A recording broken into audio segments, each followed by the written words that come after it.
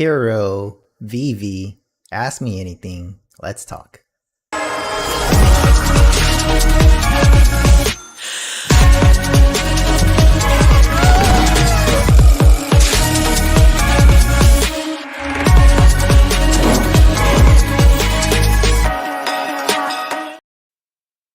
What's up, WAGME fam? This is Crypto Addict, and we're back with another video today.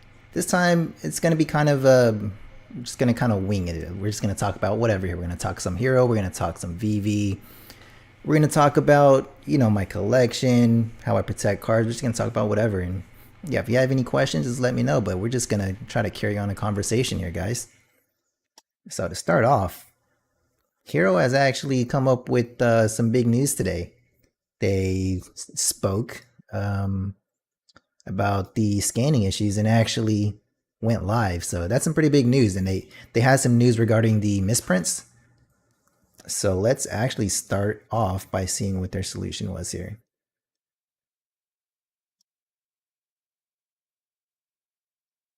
Also, from the Twitter giveaway that we've been doing, I will be picking one during the stream. There we go. Let's get this up.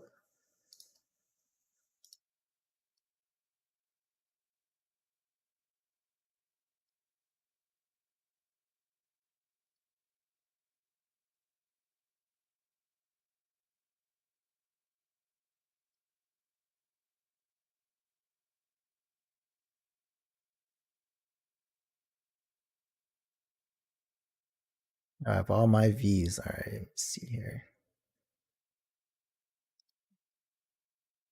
Cool.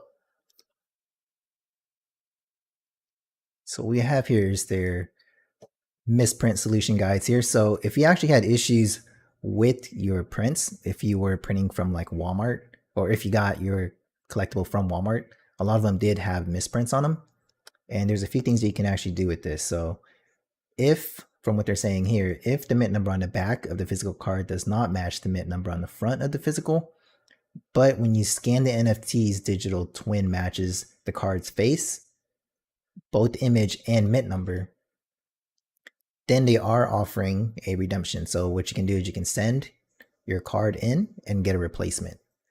So this is if when you do scan your card, it does match. So what it seems like is they did kind of figure out like what part they actually kind of had a little mishap and was able to track down and kind of trace which actual QR should be going to which actual card, and may have corrected that.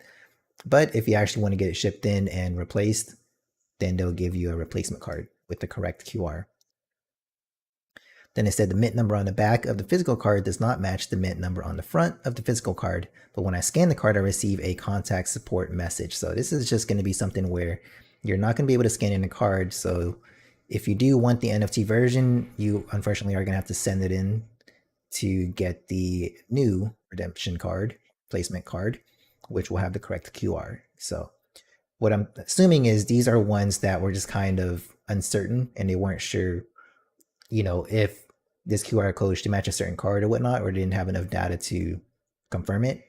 Those are just kind of the ones that they just put the contact support just to prevent those from getting scanned in. It says, I scan my physical card to the HRO platform. However, my digital card image does not match my physical card image. So they scanned it in, and the digital that they scanned in does not match the physical. And what they said is, yes, they are offering a redemption and replacement service. To receive a replacement card, you will be required to send in your existing misprints. You will receive instructions when you submit your claim. So further instructions, it looks like, is going to have to go on here, but you do send in the physical card and they're going to reship you a replacement card, which should be your physical with the correct QR on the back. What I'm not sure what they're going to do is what they're going to do with what you actually scanned in, the digital that you scanned in. So if the digital didn't match your physical card, I'm not sure if they're going to let you keep that digital or they're going to somehow remove that digital from your account when you ship in yours and replace it with the new physical that you can scan in. So that'll be interesting what they do with that, but that would be why they're saying you will receive additional instructions so they can get that sorted out. And then the final one is my digital card image did not match my physical card image. However, I already traded or sold my digital card. It says, yes, we are offering a redemption and replacement service. So that service is available, but to receive a replacement card, you will be required to send in your existing misprint card. You will receive instructions when you submit your claim. So that's interesting there. If you did scan in the digital card and it did not match the physical front, and then you already traded or sold that card. So that's going to be really hard to track down, because now you have someone with a digital card that you did not have the physical for, and someone else may have the physical for. So when that other person actually tries to send in and get their physical card with the correct QR code, it's like, how are they going to actually claim that card? So those seem like that's going to be an interesting case that they kind of have to work with maybe the person that actually purchased it and the person that actually has the physical, because yeah, I'm not sure how they actually would resolve that one, because that's one of those situations where you really can't do anything to back it up, because if that person bought that card already, like there's no way for you to reverse them buying the card or refunding them. Like it's an interesting scenario. So whatever the solution is for that'll be an interesting one to find. But yeah, that's the big news that Hero announced today. As far as packs with Amazon or maybe additional things on Walmart, there, from what I've seen, hasn't been really anything new in regards to what has come out with Walmart. I haven't seen anyone really getting new packs at Walmart recently, but Amazon, the release date was set to today, and it does not look like they did have any available to purchase today. So Amazons have not gone live, and Walmart seem like they may be pretty sold out in regards to that. Another quick update is as far, 1 second.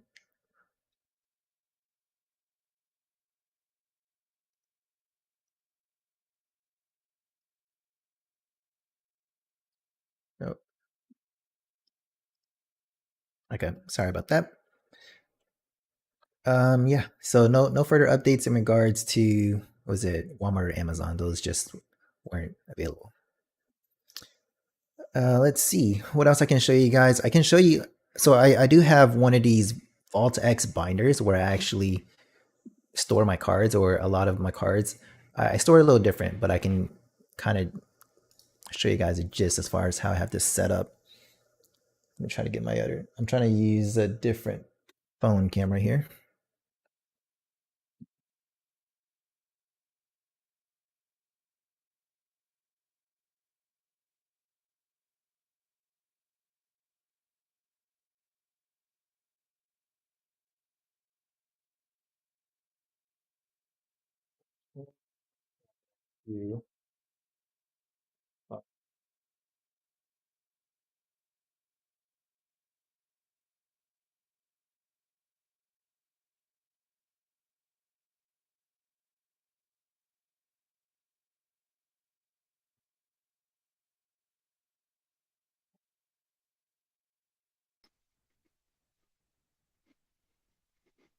All right.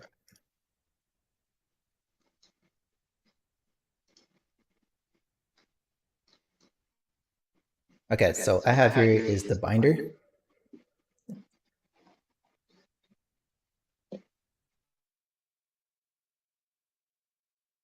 All right, and I sorted this out a little different. So this has been a popular one to get, and the reviews have been really good.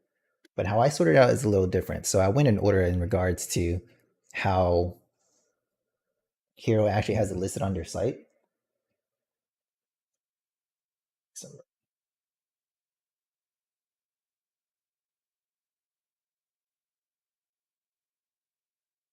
see that?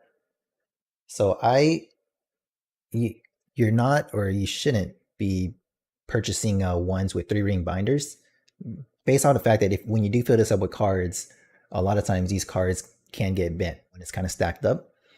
And just to be safer, because even if you look at this Vault X binder, there still is like a little curve here in the corners. So I always leave the inside row blank, just because I don't want these to have a little bend on the inside. Yeah, so that's why you'll see that this is always blank on pretty much every page. I only use the 3 rows on the outside. And how I set it up is I actually put it in order. So this is just going to be like my collection as far as what I have set up and what I have and what I'm going to need. Because like I said, I still do not plan on scanning any of my cards in. I haven't scanned any in. I don't plan on scanning any in. And I'm going to keep it unscanned. The only ones I will scan in is maybe when it's closer to leaderboards and I get all my boxes in and I have maybe some low mints. I can get all my low mints scanned in just to complete the set. But everything else, I'm still going to keep pretty much unscanned, just in the binder or in my top loader or whatever. I'm just not going to touch them. They're going to remain unscanned. So they won't be on the Hero Marketplace. They won't be on eBay. I'm pretty much just strictly going to list it on my site. And if there's anything on there that you want, like I said, I'll sell them with the physicals and the digitals together and I'll get those shipped out. But other than that, that's the only thing that I plan on doing with these. I don't plan on scanning them in.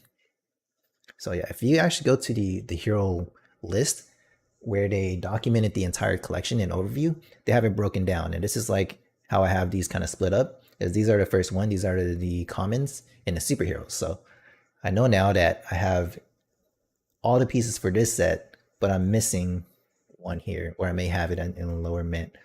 But I always keep the right side with everything that shows that I'm gonna need to complete my set. Let's get this up. And when I flip the page, I put duplicates, duplicates on the left side. I always stack duplicates on the left, so every fresh page for me is gonna be on my right. But like I said, I keep this open because I don't want these cards to crease. Because if you look at it, there's still like a little bend here, even though this is a good binder. Like you can still see it's tight on the corner here, and I just don't want the cards to end up with a slight bend at the corners. It doesn't seem like it'll be an issue, but I'm just being extra cautious here. So yeah, then it goes on to the next one, the common ones, which are the supervillains. And I just listed in order so I know which ones I'm missing from my set, because like I said, I'm not scanning it in, so I can't check on the app to make sure I have it. So it's just going to be on there.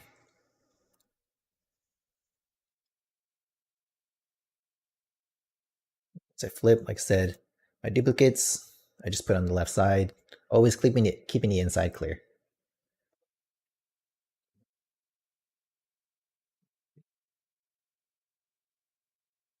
These are locations. So like I said, in order as far as locations of what I got. Duplicates here. Got comics. Just good. When I see it full, that means I have every piece to that.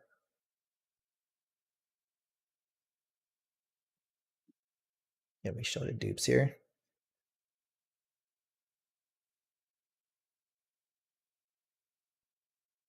So this one, objects, I believe there was only 6 in the collection, so I left the bottom row blank as well.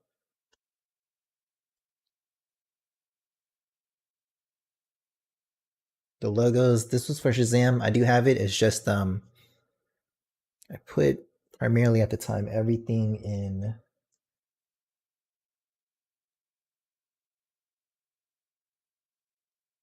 had some in card savers here.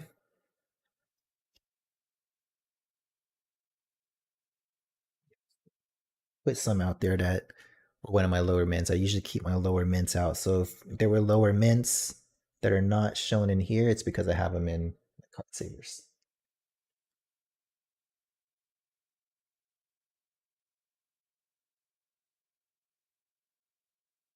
Duplicates, of course. We got a lot of Aquamans when we were opening up, as you can see.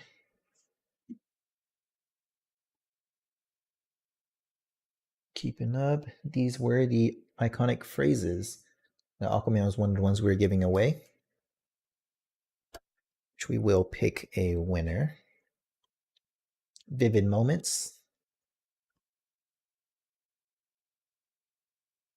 And I really like these sketches and inks. They're really nice.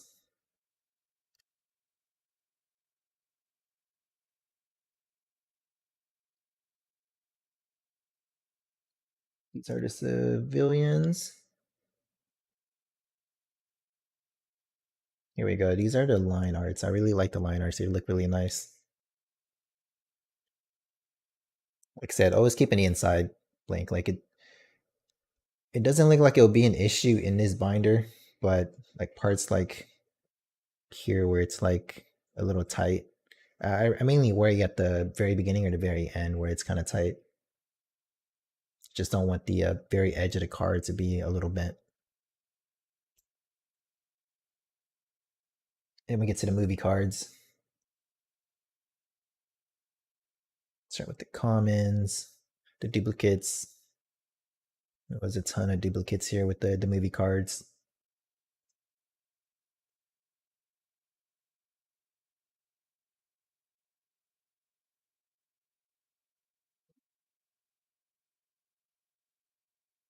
The movie cards. So the Voltex, I found it sometimes kind of hard to slip in, but that's because they're a really nice and snug fit. But they are side loading.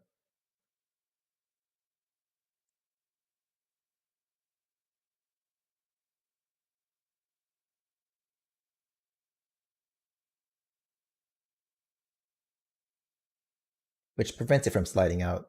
So it is a really good binder. Kids. So these are left blank, but at the ends, these are all the ones that I was giving away just to make sure I didn't get any mixed up.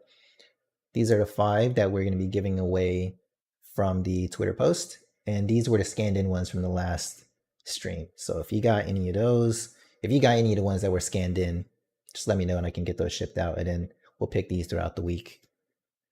But that's how I have my binder set up. You can see here like how it's folded. This part's kind of at an angle, which is that's the part that scares me about putting cards in at the very ends here. Just in case, for whatever reason they seem like they potentially can get bent in the edge there. So I just leave that column blank. That's how I fill in the Vault X binder. Overall, I think it's a really good binder. You can use the inside, but like I said, I'm just being extra cautious here. There's other ways that you can store it, like ways that I protect it. I like these right here. You can see this.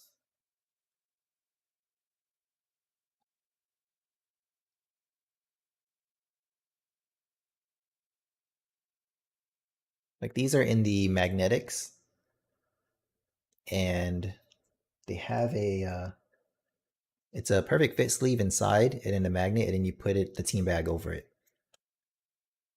This is one where it's just in like a top loader. Let me change it to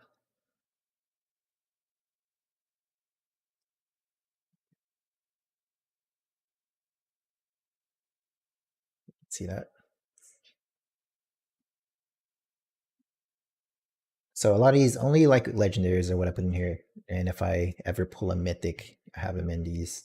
But just show an example. Like these, they're in team bags, and they're in these magnetic cases.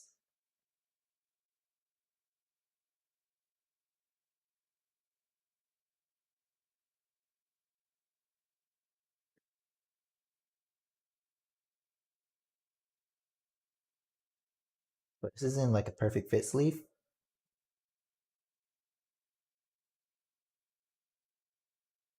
I really like these because you put this in to the magnetic case.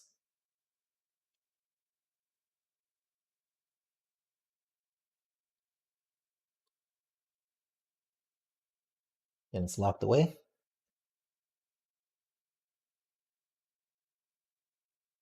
And from there, you take the team bag.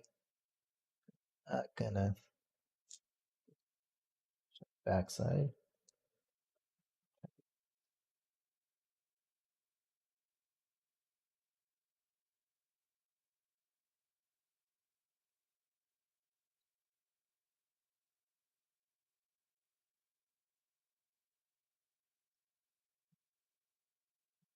difficult trying to do this without revealing the back. Slip that in. And I'm going to close the back.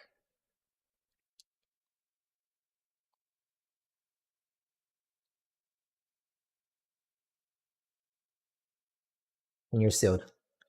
So the reason for that is because you have the pinning sleeves go inside of the actual magnetic case.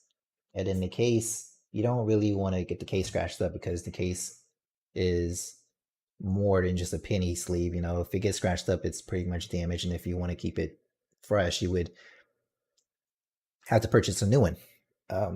It's one of these 35.1 touch magnet ones. So if it does get scratched up, you're gonna have to purchase a new one. And to prevent that, you go ahead and stick this inside like a team bag.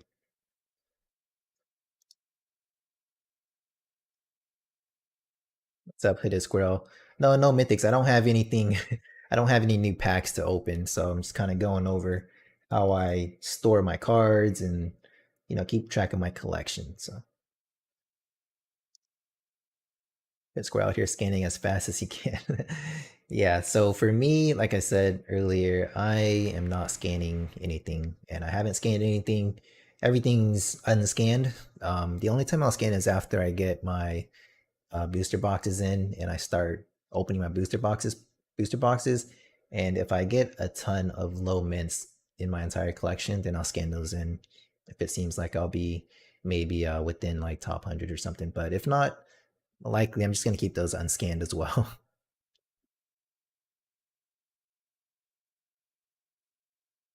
But yeah, that's how I keep those. So that's what the team bags are for. The team bags are actually really cheap. I think it was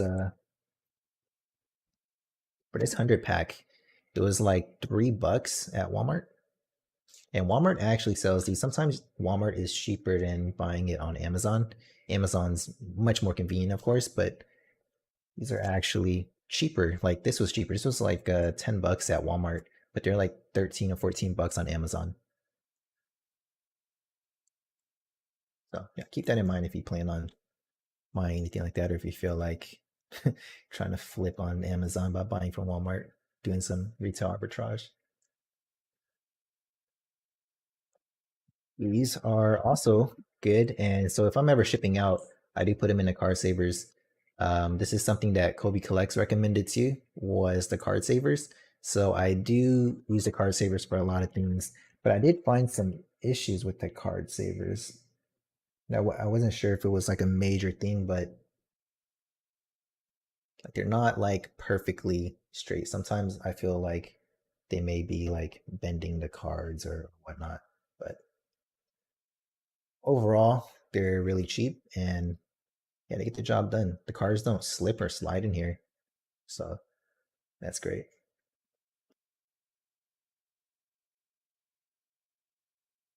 Or like the penny sleeves that I have in here, these are the ones that I got. I got these Dragon Shield ones. So I've been trying to do like some extra research on them, and from what I've heard is the Ultra Pros were a little too tight, so I got these to try to go in and the smoke back just in case, I could block the QR code, but QR code you can still kind of see through, so I'm not going to flip the card over. But those are good for if you're going to be putting them in like a magnet case. If not, you could just get regular penny sleeves. Any of these penny sleeves would do. You can slip those in, and those are what we use for inside like the binders or what's on this card. So that's how I combine those. Yeah, so if you guys have any questions as far as cards or anything like that, be happy to answer those as well.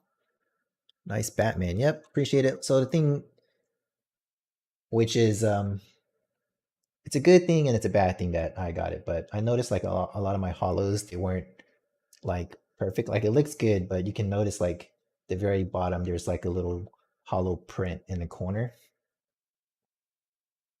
You see that?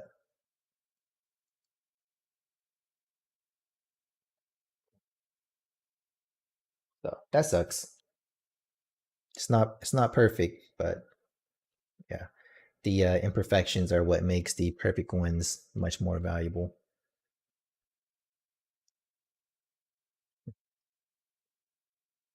Can't lie, I scanned those cards from the other day hella fast. I bet. I'm like I said, I'm not in any rush. And if you check my hero count, I have zero scanned in because I don't plan on scanning them in. Keep it like that. I know if I'm on the leaderboards and I see myself like top 10 already, it's gonna be tempting to try to stay top 10, and I don't want to get myself caught in that too soon. Reeve says LOL, LOL. How many legends did you pull out of your box? So yeah, I only have 4 total.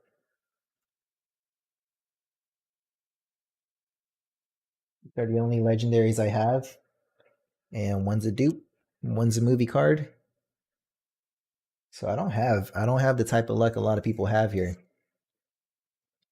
I think I need next time I do an unboxing, I need someone else to open these for me.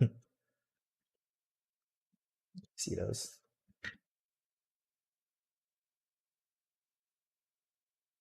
So I have one of the movie ones, and I have 2 Harley Quinns, and I have a Batman. Those are my legendaries. Those are all I pulled to open 31 packs. My luck is not that great.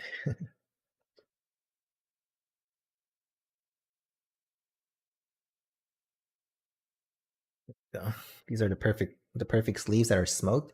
So they're little they're smoked, so they're black in the back. I thought maybe it'd be cool because then I can't really show the QR code in the back. You can still see through them a little bit.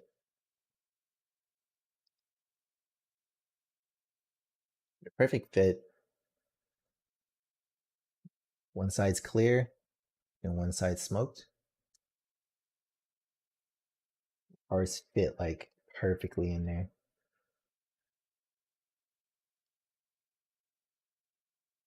So yeah, I showed the back, but let's see here.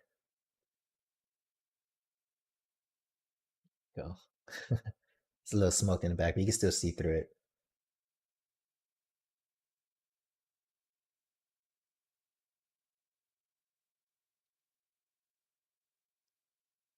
So it's not bad. The Batman is lit. Absolutely. I love the Batman. I just wish it didn't have a little hollow chip right there.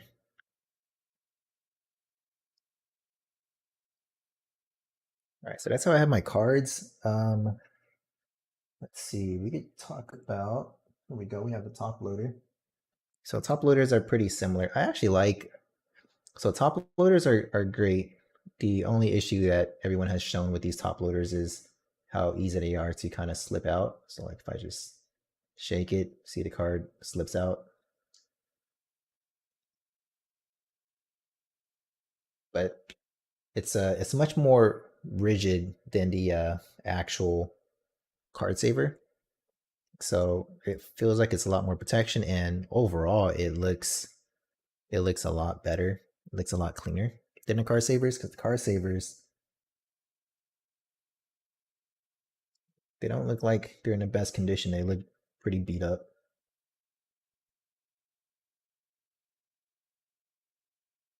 Which is why I would take those, and when I do ship it, like if I am shipping these, have some.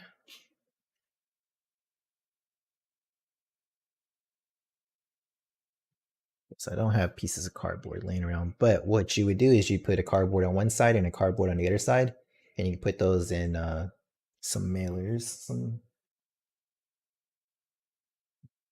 But yeah, you would put those to kind of keep it solid, and then you would ship it out in like a bubble mailer.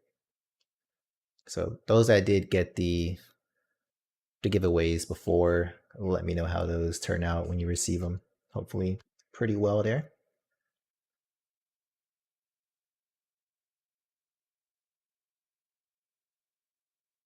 Let me know how the cameras are now. I set it up to cell phones. I took off the camera I had above before to try to put the cell phone on here because it seems like these actually focus better. Cell phones focus better. Good. I can actually hold it up. Even my Harleys, like they're not. Well, I'm super picky, but they're not perfect because you can see a small line through it.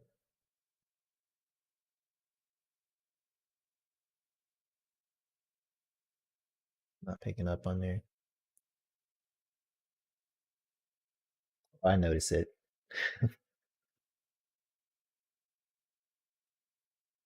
Yeah. If you guys have any questions, let me know. Try to answer them. Hopefully, HRO will release some news about the shipment. I actually didn't realize I had no background noise going on.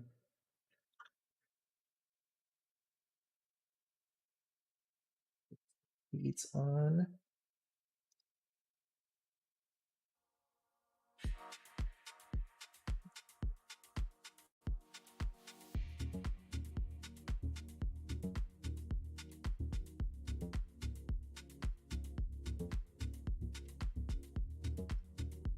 Overall with HRO, I think they've been doing a really good job of actually like updating their products and, you know, keeping track of what the community actually wants. And them being devs, they've been really reactive as far as what we've been requesting or anything like that. Like they've really been going out of their way to make sure like everything gets updated.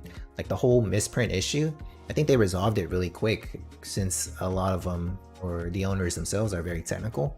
It seems like they were able to really break down and figure out like what part of the grid was off to where the misprints were, and we're able to get that resolved pretty quick. So yeah, kudos to them. They've been doing a really good job.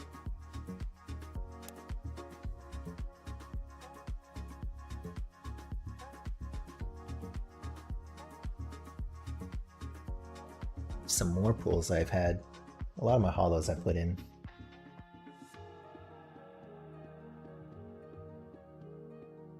So I almost completed all of the panels. I think I'm off. I think I need panel 3 is the one I'm missing. So panels here.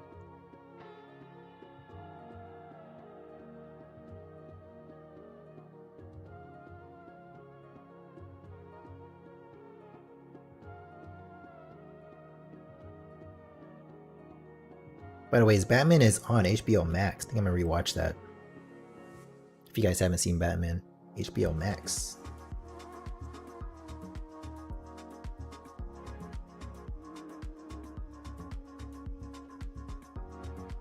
Animals here.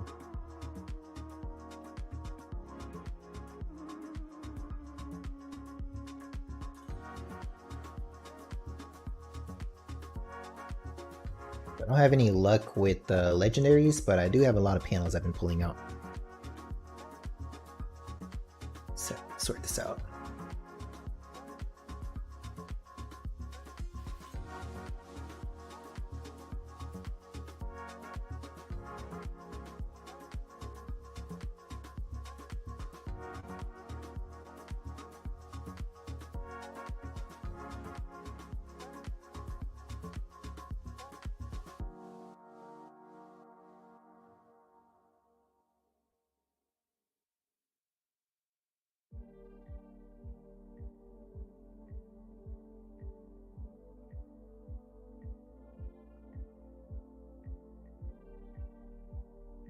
Yeah, we're missing panel number 3.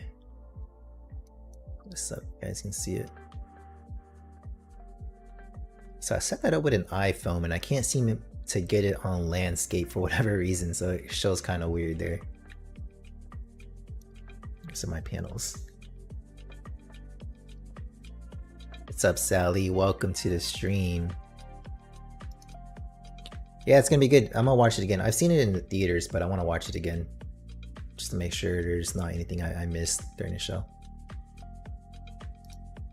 Hey, Outdoor, I don't have anything to pull today. I don't have any new packs, but we will do some later in the future. I have a lot of boosters coming in. Just wanted to talk and chill. If you guys had any questions, HRO related, VEVE related, anything related as far as what's going on. I really like what VEVE's been doing too with the with Matt Gondik having the little Easter egg with the weapon rack, the ultra weapon rack. Like that's nice, and a lot of airdrops. Really a big fan of what they're doing there.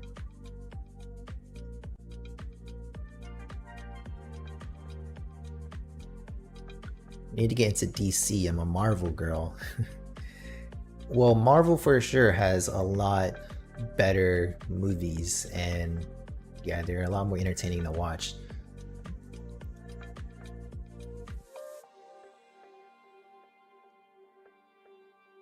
Was there an Amazon Hero sale today? Nope. So I've been refreshing the page throughout the day just to see if it was going to pop up, and Amazon did not have a sale today. And their big announcement was, of course, the whole misprint issue and solution that they had, which I mean is impressive as far as how they came up with the solution, but nothing as far as Amazon. So Amazon has not gone live yet. Hopefully soon though. They do have Amazon release date as the 18th, which is what we speculated as maybe something as far as when they would release it, but we didn't get it. We didn't get it today, so sometime this week maybe. They did say that they were gonna ship out the pre-sales the week of April 18th, so sometime this week, hopefully within the next couple days, they'll ship it out. But really looking forward to receiving the booster boxes as well.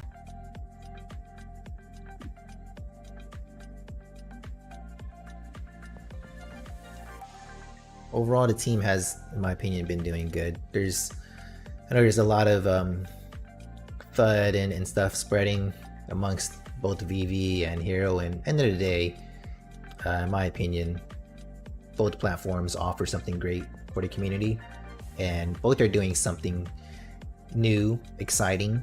They bring something different, both of them. Heavily involved in both, and I love both projects. VEVE, of course, has been around a lot longer. They have a larger community, and they have a lot of, first appearances, even though there's things that they can improve on. But from a collector's standpoint, VEVE's top-notch in regards to the collectible space. And HRO, of course, they have the dev team to back up their platform, and they really have a smooth interface. So yeah, they're very development heavy.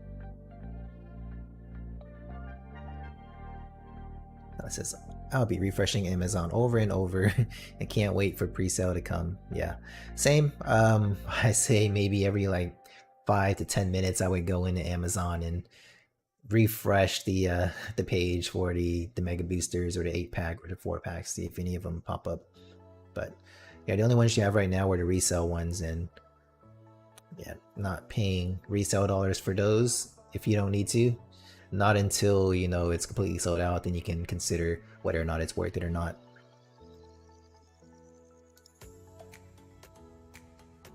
I agree. I think they're both motivating each other, and it's not like they're competition really. Yeah, they really are. Like, if you've followed VEVE before, since Heroes come out, VEVE has been more, I would say, aggressive with their updates and what they're trying to do. Like, they've really been pushing their product a little more as far as like what they're doing. They're a lot more responsive as far as like Reese and Alex. So yeah, they've really have stepped it up since Heroes been around, and it's because they don't want to lose their customer base as well, and no one does, and there's room for both of us. Like, you can be on both platforms. They offer two completely different things, and like I said, they have strengths in different areas. So yeah, nothing's better than the other, but excited to have both platforms.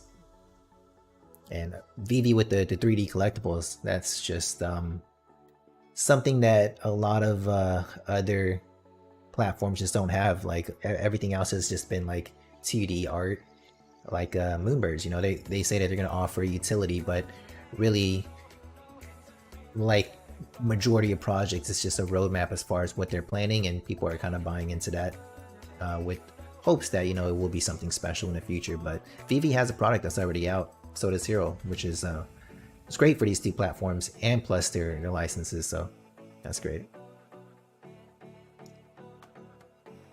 Once VEVE gets that website going, it'll really help. I mean, really, they really need the website. Like, that's That's the real catalyst in their whole production. Like they really need to get the website going.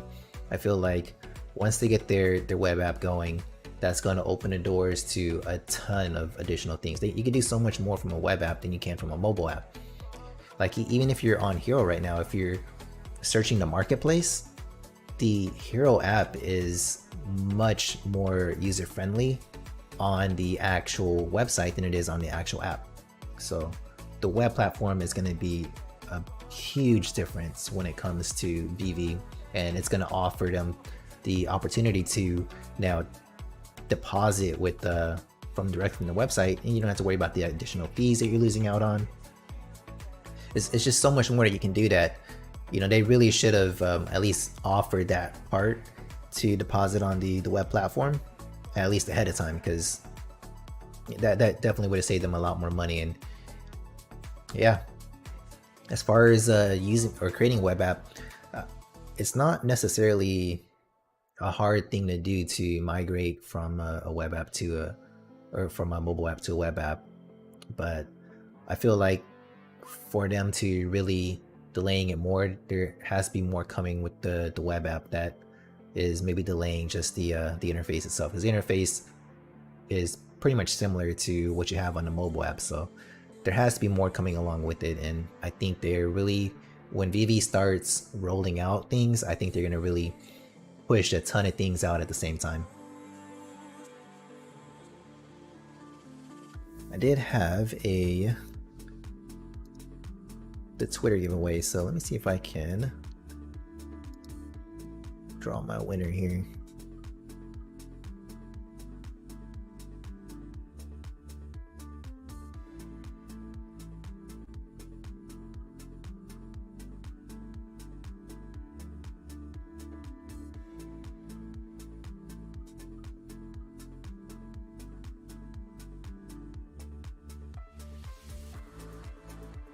Share this.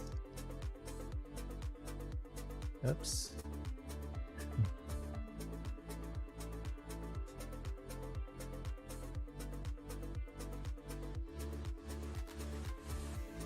Alright, so I couldn't find a Twitter picker necessarily. So what I did do is I did go through and I made a list of every single name on here. I copied it and going to paste it in a picker.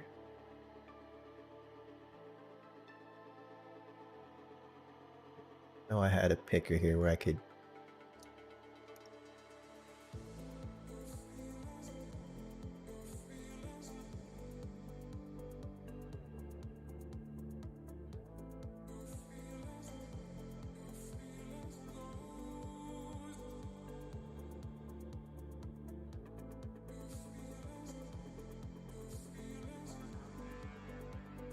here we go. Let's take that one off.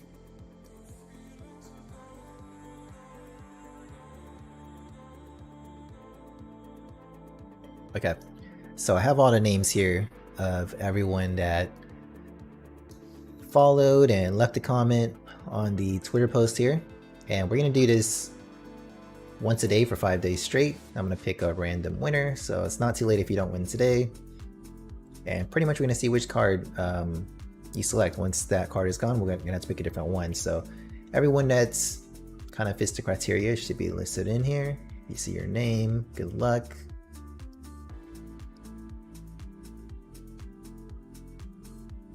And let's pick a random winner. Oh. Rami GN1. Let's see.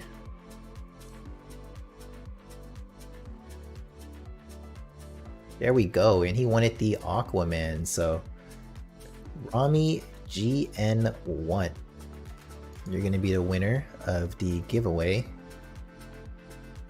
So I'm gonna send you a message and we're gonna get you to Aquaman.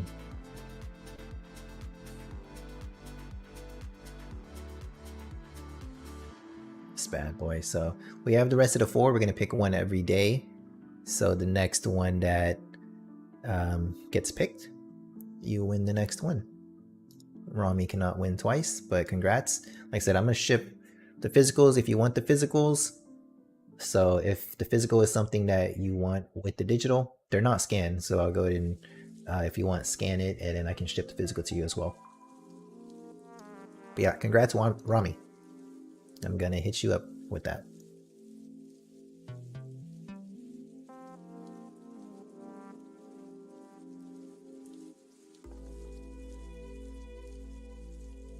I need to go enter after this. Yep, like I said, it's open all week. So Monday, Tuesday, Wednesday, Thursday, Friday, we're just gonna pick one winner each day for each of the cards until all the cards are gone. So yeah, Rami has claimed the Aquaman. We still have 4 cards remaining, and we'll just pick a new winner each time. Very simple. All you do is just follow me on Twitter, Crypto Addict, and follow HRO, HRO, and just tag 2 friends and leave a comment on the card that you want. And Aquaman has been claimed, so any of the other 4.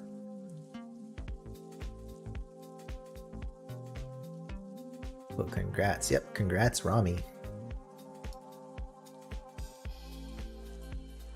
But yeah, as we're talking, I'm still, like I said, I'm still very excited with VEVE, and excited with what's come from HRO as well. Like, we're in a time where the prices of VEVE has really dropped a ton, and I know it sucks for people that have actually entered when they purchased at an all-time high, and it always sucks when you purchase at an all-time high, right? Like, that's a terrible feeling because you feel like, man, I just lost a ton of money, or I could have came in at a much lower price.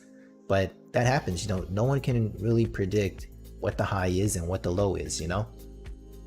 Someone may have assumed that this is going to be the high, this is the time you need to sell, but you're not going to guess the high and the low correctly every single time. And for me, the easiest play has always been to just get what you like, get what you know. If you're an investor, at least get what you know is going to be something that's sought after, and just hold on to it. So you just buy it, you just hold on to it, and you just don't worry about it. And that's just kind of like the play I always do. So when these prices go up and down or fluctuate or FUD or whatever happens, like, I just kind of, tune it out. Like, it doesn't change why I came into the project or how I feel about the project, like, if I purchased a Walt, like, the price of Walt dropping does not change what Walt is. To me, Walt is always the same, and I'm still gonna hold Walt because of it. Same thing with the HRO collectibles. Cards. The HRO cards have, in the marketplace, dropped with the supply coming in. It's gonna drop.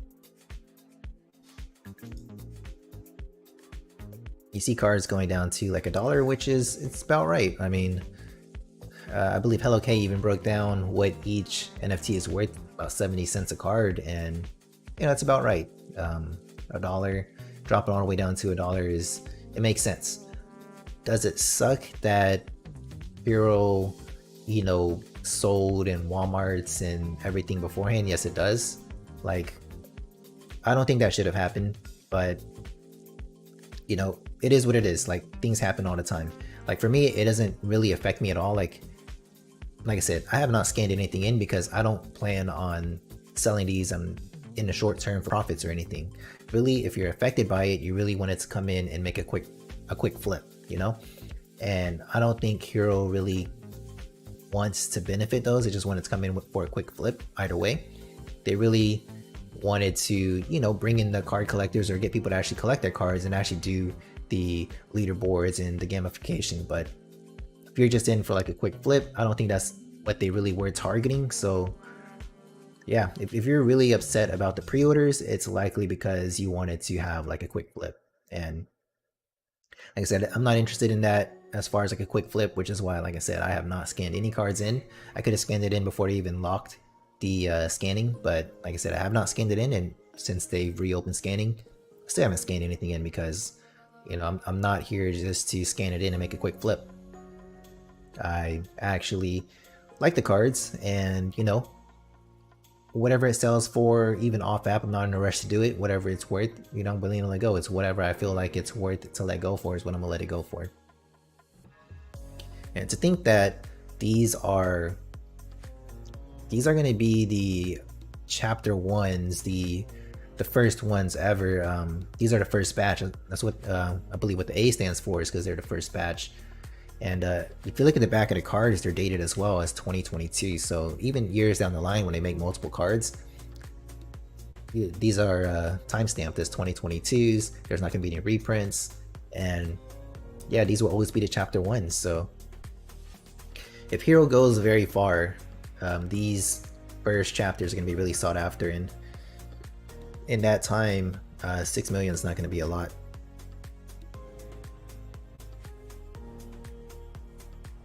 She thinks she's too comic heavy in VEVE. Yeah, comics are the easiest things to really stack because comics, they're also the cheapest that you can get. Especially right now, a lot of them are going below like retail. So yeah, comics really good to stack. That's also why a lot of people are trying to stack the Action Comic 1 cards, but comics are always a good thing. I think comics will play a big value because those are something that you can also collect in the physical space, and that physical and digital connection I think is a big deal. I mean, I really want both physical and digital, so to me it's a big deal. And I'm not the only one, so I'm pretty sure there's a lot of people like me that would like to collect both as well.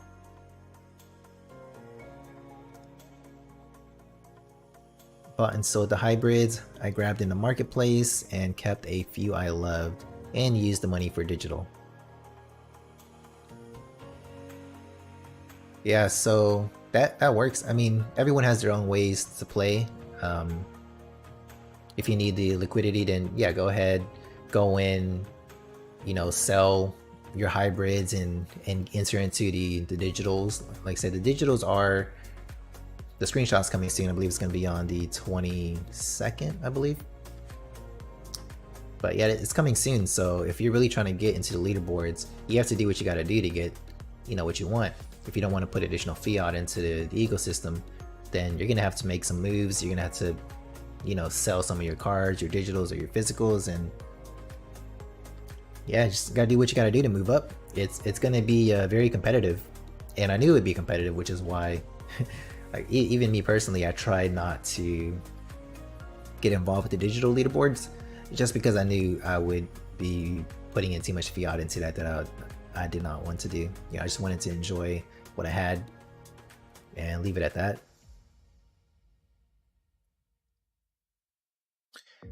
I doubt I'll get rid of the physicals when I get them.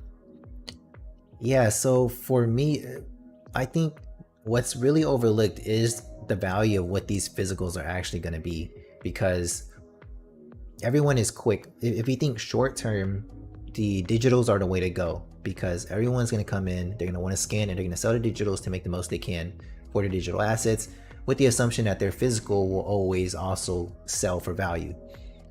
But down the line, could be years down the line, people are going to be looking, people that actually want the physicals may also want something that comes with the digital. And then when you're trying to buy that physical and you don't have the digital, your physical may not be valued as much as someone that does have the digital with it as well. So I think it's really important that you consider keeping the physicals and digitals paired, because I think down the line, those are going to be the ones that will be the most valuable versus you splitting it up now where you sell a digital now and sell physical later. So it's really going to be up to how you want to play it.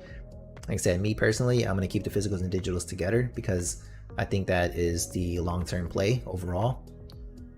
But like I said, others may buy the digitals and then search for the physicals later, or to try to sell it separate to try to get double the money for it, versus actually having both later on at the end and be able to package that together in maybe a different higher price point. But down the line, when these pairs are going to be more scarce, because as people are scanning these in and giving them away, all of these physical and digitals are getting split up, right? And it's going to be harder to find the ones that do have physicals and digital pairs. And you don't want to go on a hunt where you buy digital from someone and then you're making posts like, hey, who has a physical to this mint number? You know, that's way more inconvenient, because that's like you buying a Todd McFarlane on VEVE, and now you're wanting to go find someone that has that physical statue number. It's much harder to do that versus finding someone that already has the physical and digital pair. And it'd be even better if that physical was like a PSA 10 and you have the ability to get the digital with it. I think those are going to be the most valuable long term. And you know, that's more of the play I'm trying to take. So I'm not in a rush to sell it now for like the quick cash or anything. I'm more of the long term hold. And you know, when things are more scarce, that's when, you know, that's when you make your sales. You have no clue what I'm doing. Yeah. No, I'm gonna tell you now, no one really knows what they're doing. This is completely new. This is a new space, and no one knows what to do. Anyone that says what to do, they really don't know what to do. They're just, it's all speculation. You know, it's a completely new space. No one knows if this is going to be a hit, if it's going to fail, if it's going to flop. There's too much, it's too early. Is the issue. Is like their technology is not all there yet. It's very early. There's not interoperability. You really don't know what can happen in the space. You know, like you have now with the Palm NFTs, with the Bat Cowl and stuff, like you had the chance where you could have bought these like floppies and stuff from like DC, and who knew that those would, you know, in some way maybe potentially be tied to like the cows or whatnot. Like you don't know, and you know, they may not have known as well. They may just be, you know, creating this on the fly, or finding things out and starting to create utilities for it on the go. But everyone's new to the space, and no one really knows what can happen. Like new IPs will blow up, and you know, some projects or majority of projects are just gonna fail. But end of the day, it's collect and do what you like. And really, if you're going for the long term, it's always safest, in my opinion, to bet on these IPs. So long-term holds are typically the IPs. If you're really trying to flip or scalp, then yeah, maybe consider looking at more of the NFT projects on OpenSea or Immutable X or Solana or not.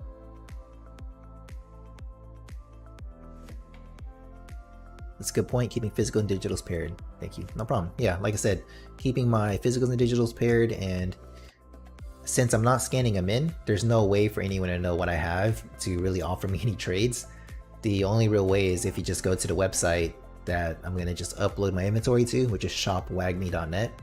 The only way is if you go to that site, you see what I have, and if there's something that you will like, you'll know if I have the digital and physical pair with it. And like I said, if we're going to do a trade, I do want to trade physicals and digitals for physicals and digitals. If you want to just buy it outright, then just let me know what your offer is, and you know, we can do sales straight from there. If you want to go through escrow, it's perfectly fine with me as well. Just yeah, I'm open to anything. But like I said, if you want to see my collection, it's just going to be on the website. And that's the only way that I can keep them unscanned, because I think eBay is a little too risky. Yeah, there's just too many things that buyers have advantages over that you just don't want to deal with. It's too much of a headache. And if you know your product is good and well, you know you haven't scanned it. Like I know I haven't touched any of mines.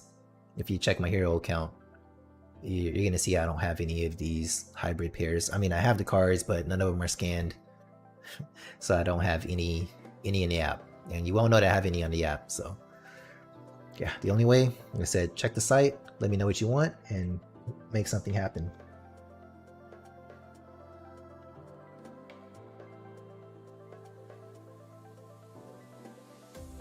For sure, Sally. Yep, that's the only way that you can really view my collection, so I try to keep it with that. Yeah, let me know if you have any questions in regards to how I protect these cards as well. Like I said, card savers are good and the best way to ship. You saw these magnetic cases, these one touch that have a penny, perfect fit penny sleeve inside the case, and then a team sleeve over it. That's how I keep those. And that's how I keep my legendaries. No mythics yet, but when we get mythics, they're going in there too. These are the perfect fit sleeves I have. I'm sure they're dragon shields, they're smoked in the back, but they fit nice and snug. You don't really see them in here, but you have the perfect fit. The perfect fit, and then it goes into the magnet sleeve, or magnetic case, into the team sleeve. Could have swapped that. Let's see.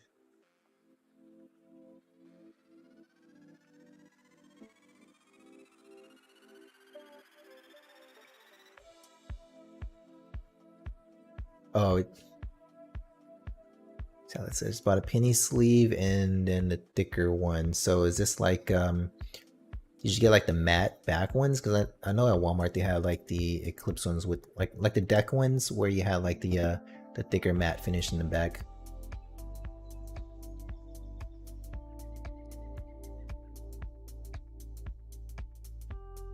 Is Titan Shield an okay brand? I'm not sure. I've seen those on Amazon, but I don't have personal experience with it, so I can't tell you if they're good or not. What I did when I was reading reviews is I did read that the Ultra Pro Perfect Fits were like extra tight, and so I went with the Dragon Shield ones, and those were the two that seemed like they were recommended, was either the Dragon Shield or the Ultra Pro, and they said the Ultra Pro ones were a little too tight. So I went with this with the smoke back, thinking that I wouldn't be able to really see the QR code in the back, but you can still see it. I have some that are clear and some matte on the back. Yeah, I think those are the Eclipse ones. From what I've seen, as far as, because I've been doing a lot of YouTube reviews, or watching a lot of YouTube reviews on like the sleeves and stuff, and from what I heard, that those are really good for like shuffling, or they're used for like shuffling like the Magic card games. And the mat on the back, from what I understand, is really to cover the back of the cards, so like there's no way for like the player, apparently like players, you know, they can like nick the back or mark the back or some way, like see the back to know what card they have, and in tournament play it was just to cover it so they can't cheat. At least from what I understand. That's just what I've seen on YouTube, just my research. I don't play the trading card game or anything like that. I'm actually really new to this and actually learning on the fly with all of you guys. I started off taking a few tips from Kobe Collects with the card savers, and you know, understanding like how those prevent cards from slipping out, like how these don't slip out regardless of how you shake it, but the top loaders do, which is why Kobe Collects recommended the card savers over the top loaders.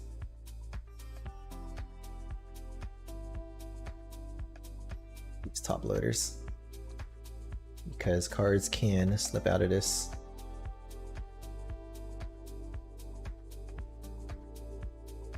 Yes, we're tapping it. There goes my card.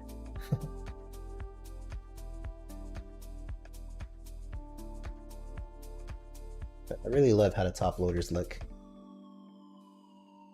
Really nice and clean.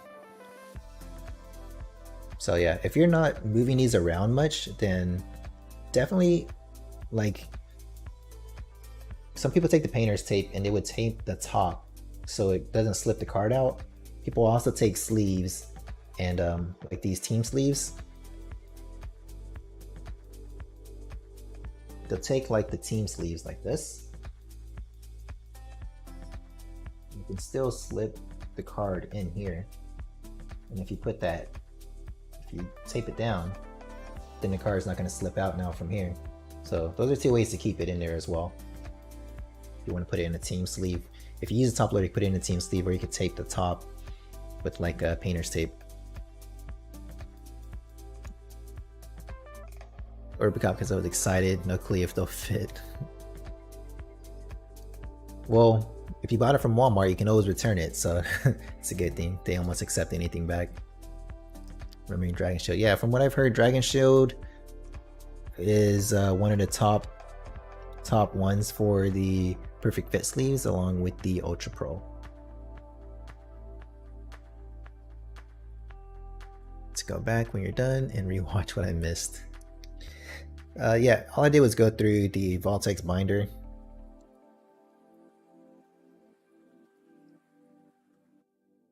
Show you how I kind of just kept the inside.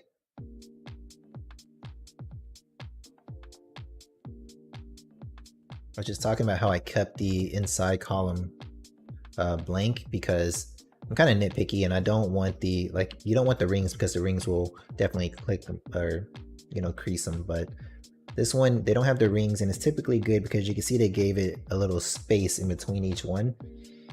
But there's still a slight curve here, and I just don't want to put cards in the middle column because I don't want like the inside edges to have a slight curve in them. You may never know, like they may in time like crease at the corners here. So I'm just extra cautious about that. So every single page I have, just keep the middle open, and it would just be like I have the 3 or the 9 slots here. But that's kind of what I just showed in the beginning.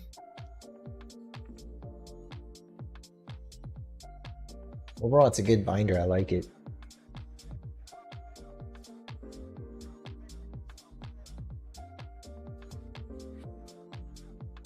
You have top loaders. Now that you say that, yeah, there's 2 different ones: top loaders and card savers.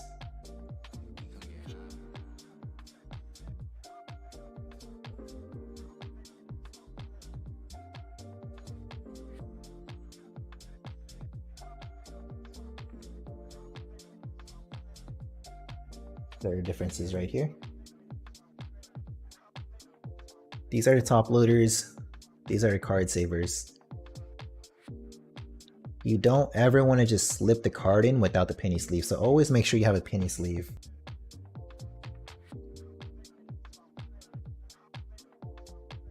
So you always want to make sure you slide your card in a penny sleeve first, then you stick it either in the top saver or the card saver, or you can put it into the binder, but always use a penny sleeve. These are really cheap. They're like a penny each.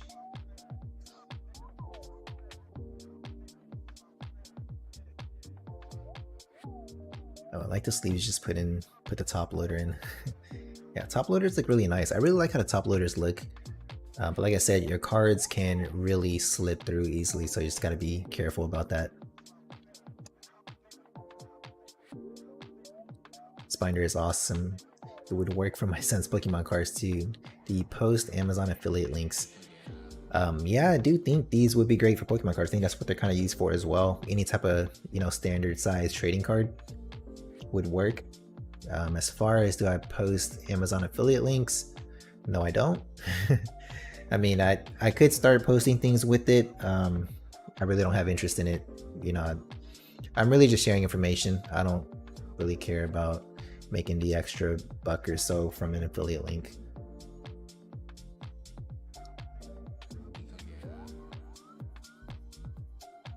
My information is just gonna be public. I'm not really. I don't want to seem like I'm really making the videos just for, you know, extra money or anything, because I really don't need the extra YouTube money. I'm just sharing information and something that I can go back and reflect on. It's just things I'm into, I'm passionate about. I just want to, you know, share it for whoever's interested. And currently right now, trading cards somehow has caught my attention. So I've always had cards, but I've never like taken care of them, and I never knew really how to take care of them. I've always just put them in.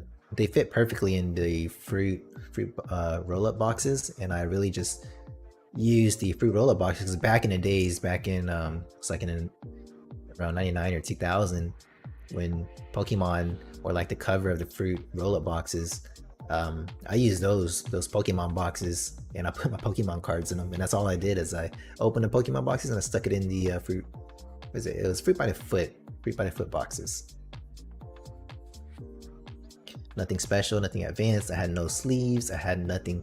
I actually just saw a video on YouTube of a guy opening, it was like a bunch of like base set Pokemon cards. Let me see if I can find it. It was a crazy collection to discover.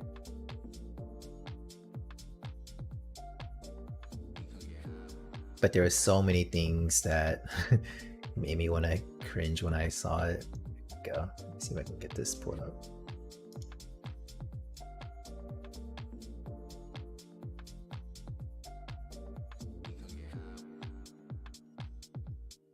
Switch.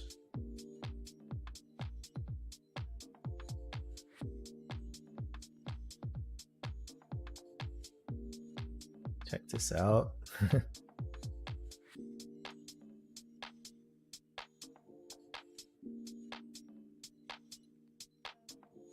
So look at this. He has stacks of these like Pokemon cards that he just found, and there's so many of them. And look at how he's just handling it. Like none of these are sleeved, and he's just flipping through it. All of these hollows, just flipping through it. He has a stack of Charizards, a stack of Blastoise, Venusaurs. Like it's crazy. And he had them stored in a binder. Let's see.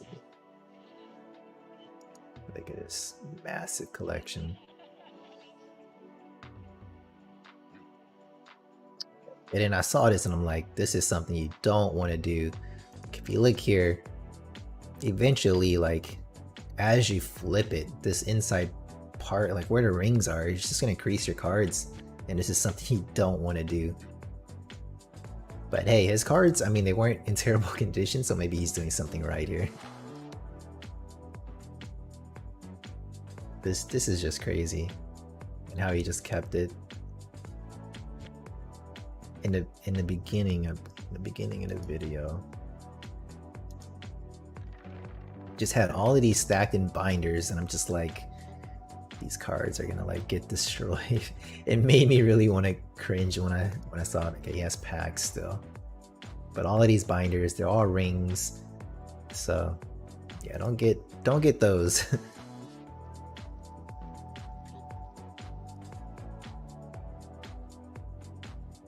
Get this one. This is much better. But yeah, that was really painful to see for me. I really was like, oh man, that is like so much that are not sleeved, not stored correctly.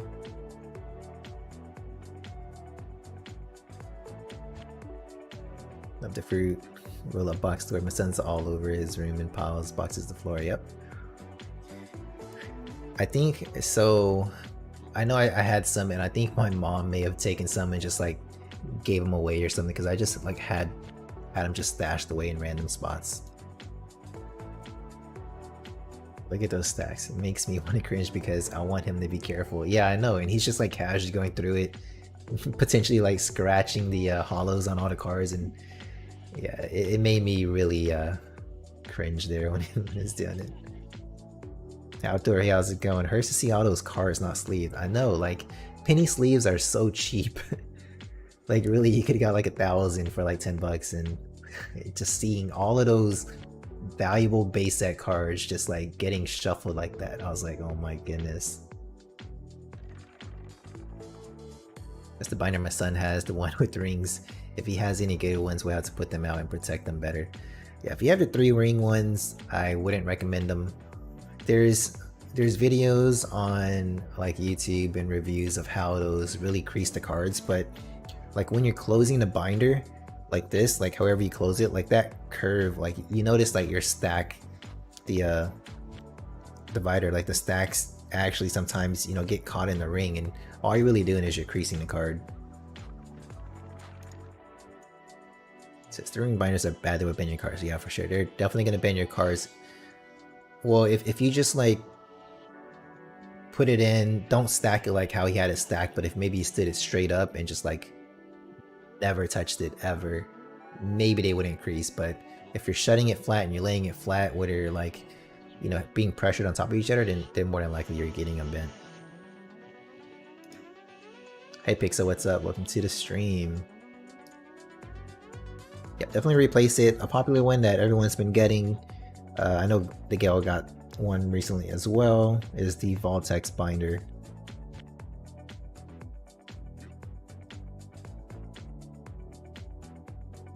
Yo, Outdoor says, I'd buy true cardboard card holders, 501,250 holders. I have about 50,000 sleeves sitting on my shelf. That's crazy. Yeah, you're a real collector here. Like I said, I'm new to the card game. I'm really just educating myself on the fly here, and I'm just sharing, what I learned. So you're probably way better off than me, but I kind of bought a little of everything to kind of test out to see what I liked myself personally. But for sure, you gotta penny sleeve everything. And then, yeah, I got the card savers and the top loaders to kind of test out, and got this for anything legendary and above, or even low mints. Like, I would really like to, well, my luck hasn't been good, but if I could really pull something super low mint or a mythic, then I'd be happy with using that. This is probably the lowest mint I've pulled, and it's not like a super card, it's a superior. Yeah, it's Amanda Waller, and it's, you see it there, 121. It's my lowest mint.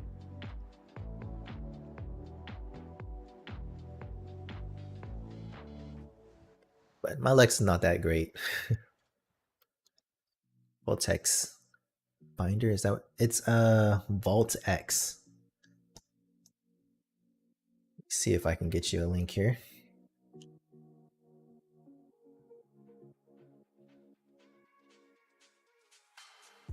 They have two. They have like the 9 pocket and the 12 pocket. There we go. I can share this.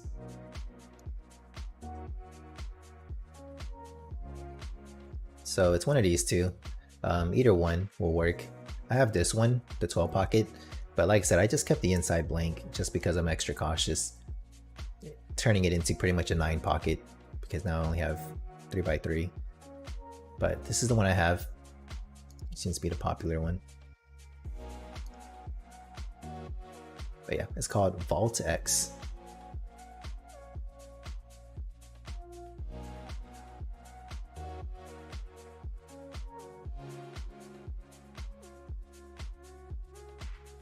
So I just scanned all my cards today. It took a few hours, had the Batman on while I did it. That's crazy. Like, I would imagine that you are like really like taking a long, like there's so much that you have to scan, and from what I hear is that the app crashes after you scan a certain amount. So yeah, I'm sure it would take a few hours. Like I said, me personally, I don't plan on scanning any in. I haven't scanned any in. All of my cards are unscanned, and if you want to make any trades with me, just see what I have or ask me what I have on Twitter, and if we have something we want to trade or if you want to buy, perfectly open to that. But I'm just trying to keep these physicals unscanned, and trying to keep physicals and digitals paired here. So I think that's going to be the long-term play. Digitals for sure. If you wanted to, you can make a quick buck now, because digitals hot now. But that's what's going to make the physical and digital pairs really scarce in the future, because right now everyone's selling the digitals because they want to make that quick money. But long term, everyone that sold like early for that quick flip is no longer going to have the digital and physical pair to go with it.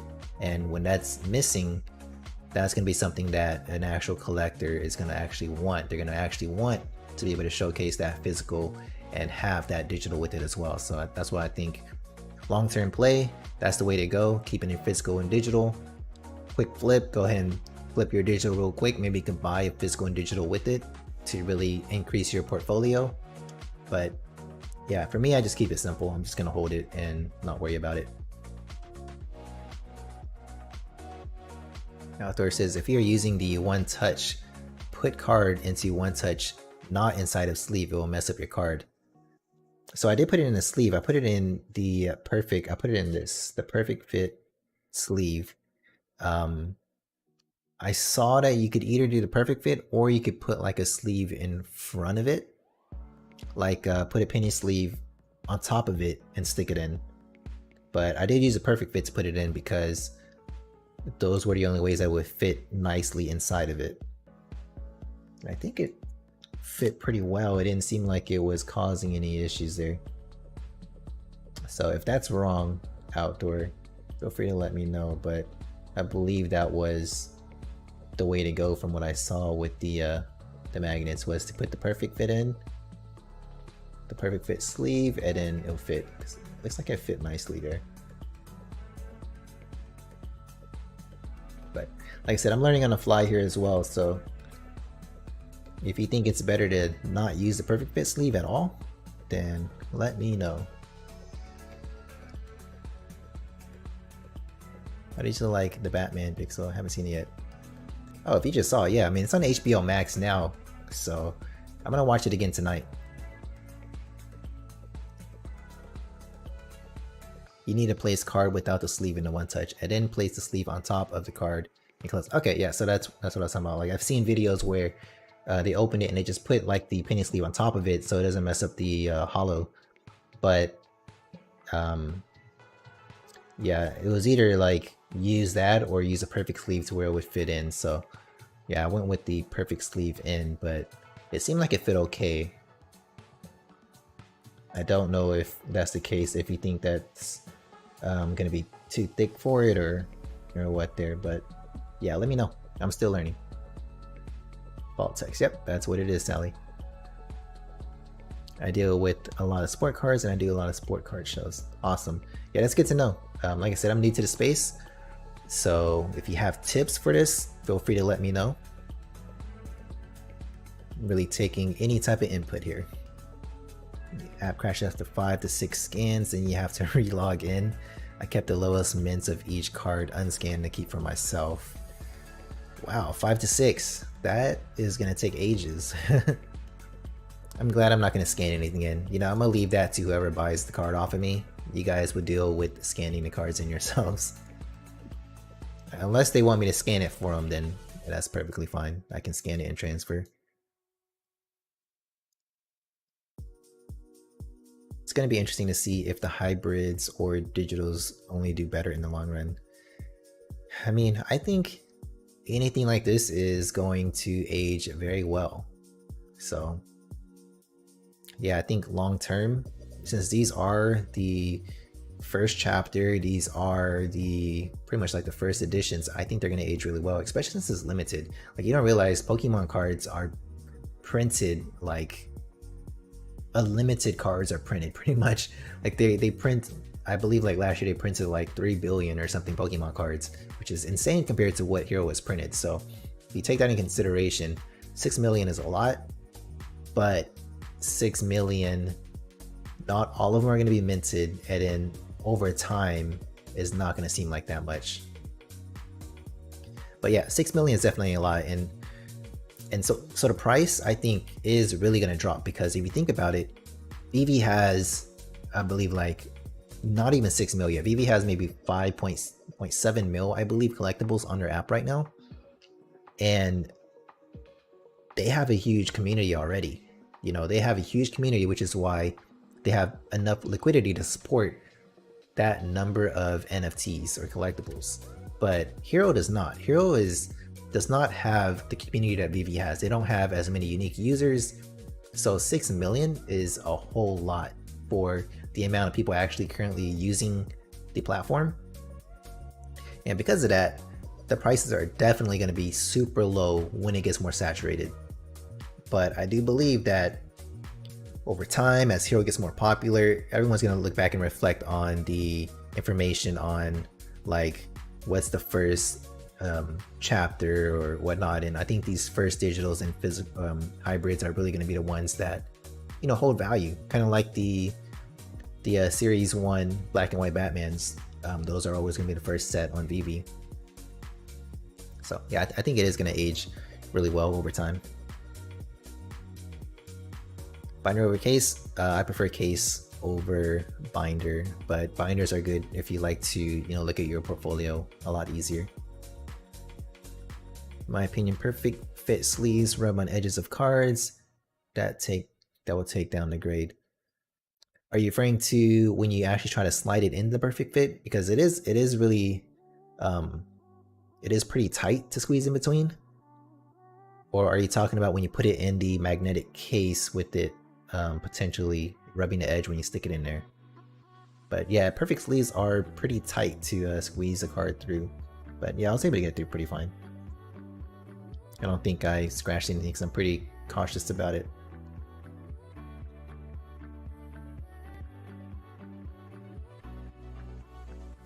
Regular sleeves is the way to go with all card collectors. Yep. That seems to be the case. I noticed when I did go into a trading card shop today, they really only, well, these were the only like perfect sleeves they sell when there are these dragon shields. Everything else is really like the regular sleeve, so that may be true there.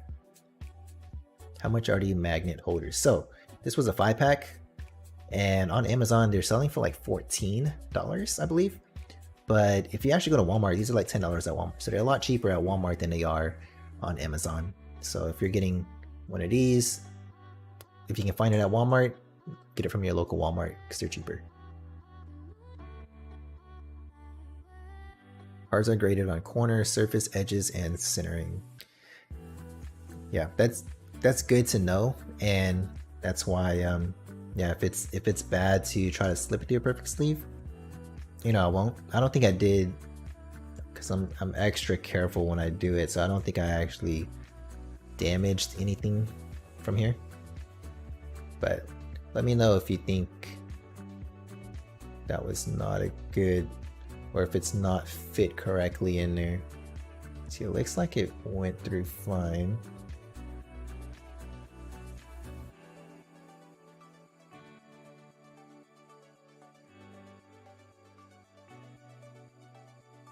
Yeah, for sure. Appreciate the input, Outdoor. It's outdoor fishing, but indoor trading. Yeah, a lot of good information. I really appreciate the feedback, guys. But yeah, if you see anything, I'm going to continue to keep trying to keep my site updated. If you see anything that you may be interested in, just, you know, send me a message on Twitter. I'll answer you, and you know, we're trying to work something out. And my Twitter is just gonna be Crypto Addict, as you see. So yeah, just let me know. I'm open to any offers or anything. And like I said, I'm not scanning any in. If you check my account, I don't have any scanned into the app. Let's see if I can.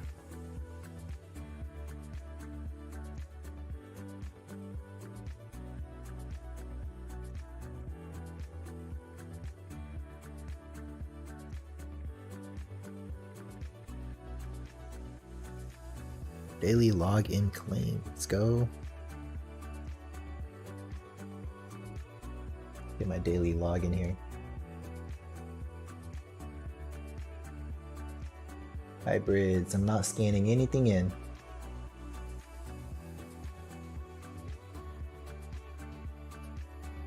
A 0% here.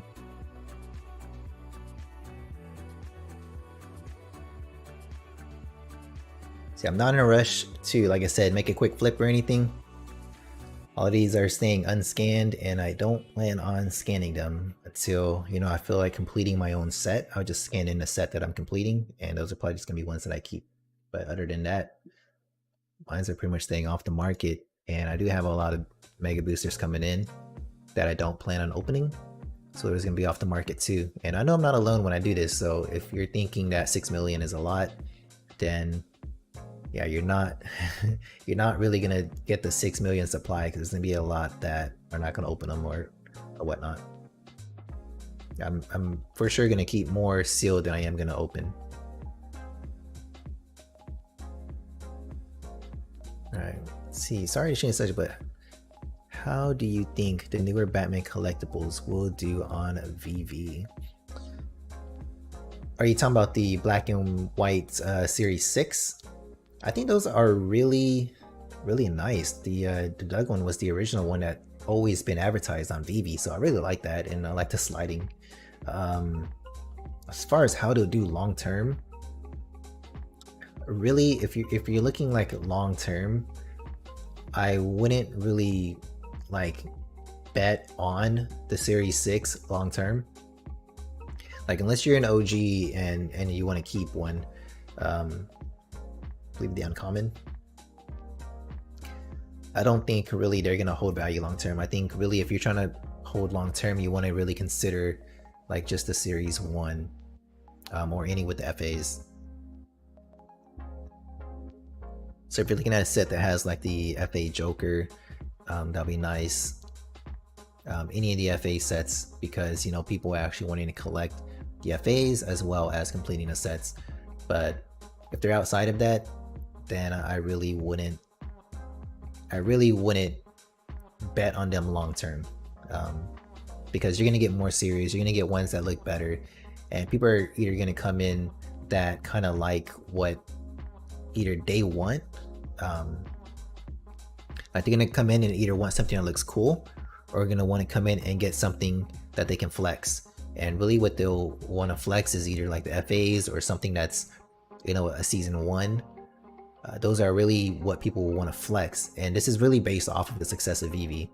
So with VEVE, with the metaverse, and with everything going on with VEVE, and people able to flex these as either the avatars or in their metaverse home or whatever it may be, the only ones that people will recognize are going to be like the original like season 1s that, you know, are hard to get their hands on, or just a lot of these FAs of popular IPs. Those are really going to be the ones that will hold value long term, in my opinion. If you're getting anything other than that, it's going to be hard. Like, really, if you're getting anything aside from that, it's because you personally like it. It's not because you're actually going to want to go in and try to make money off of it. Like, if you're collecting like Matt Gonix because you love his art style, you love his pieces, that's what you would collect because you support the artist and you like what he's offering. If you're trying to buy it to make money off of it, that's not something that you would consider putting money into just to make profit or a quick flip, because more often than not, these will not age as well as the major IPs.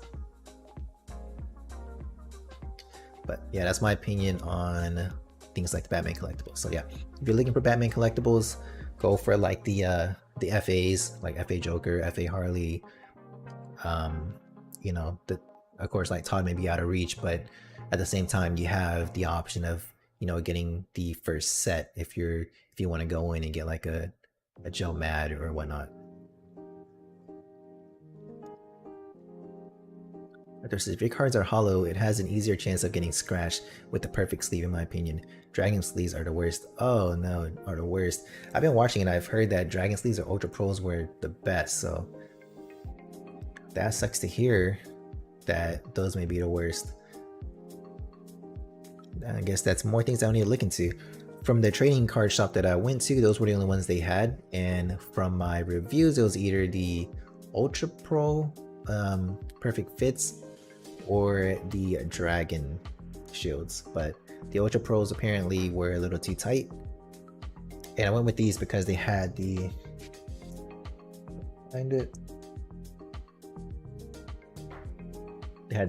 smoke back, and I was hoping that would kind of cover the QR codes a little bit. Before sending cards off to grading, always check with a magnifying glass and well lit lighting to see any scratches. Yeah, and I do notice like these cards are not perfect when you get them. I have yet to really see one card that's been like, when I'm like sure it's like pristine. I've seen them like scratched or just have like printing defects. Like these cards, or maybe I'm just really extra nitpicky, but to me they didn't seem like they were like really perfect or really good, which makes the ones that are graded like PSA 10s really valuable, in my opinion. Out there's asking if you got the airdrop today, Sally. Didn't know to be extra careful with the holo cards. Thanks. Yeah, you really don't want to scratch the holograms, and which sucks with the Harley. It didn't show on camera, but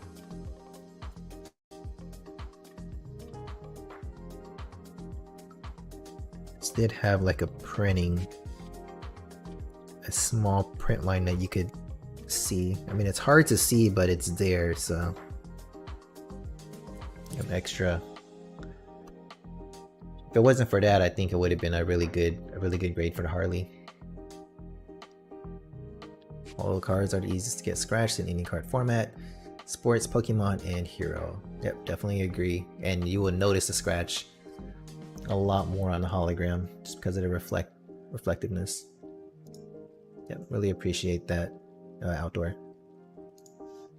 So this is not OG on VEVE. Joined last August. That's pretty OG. August is maybe around like when I joined when Marvel came out, so it's about the same time.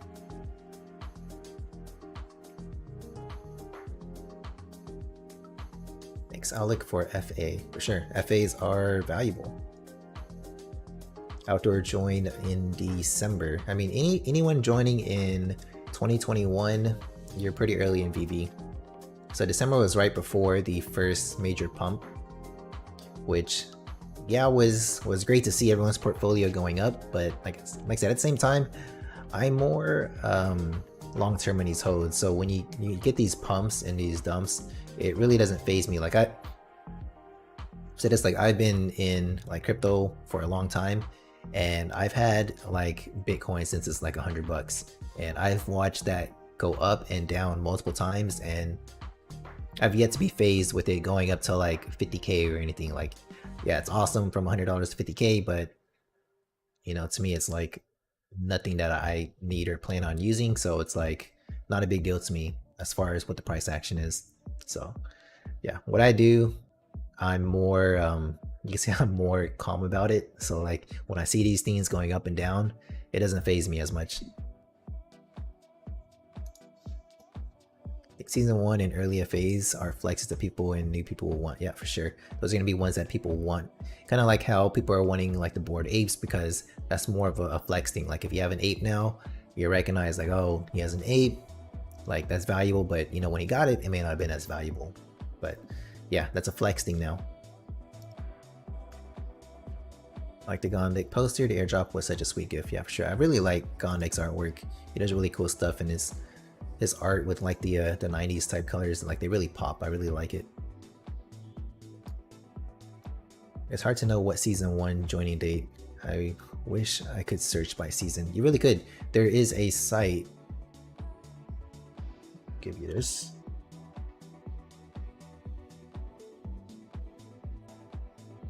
Check out this site. It's called VEVE Setlist right here. And it actually has everything organized for you as far as the season of each drop, and it goes in order. Season 1, season 2, it tells you what the drops are. If you go into it, it'll tell you what the collections are, the additions, the prices, currently the prices for it, and it will tell you how much master collector points you'll get for it as well, what it's worth. And I love how they broke down the price per point. So if you want to sort it by that, you can see that you get your best value for points for price with the deadbeats, and then it goes on with the Lunar New Year's. It kind of breaks down how much you're spending per point and to what's the most expensive. And of course, like if you go down here, you're gonna start seeing like the season 1s being the most expensive. But when you're looking at the top, these are gonna be where you get your best bang for the buck. Usually it's the season 3s here. And you can see you get, if you're going for master collector points, these are going to be the cheapest ways to get it. Tell you how many points you get for the sets and how much it costs you per point. So things to consider when you're looking into that as well. They also have comics up here too. So great stuff. Has a drop date, has a lot of things. So yeah, add that to your list. VEVEsetlist.com.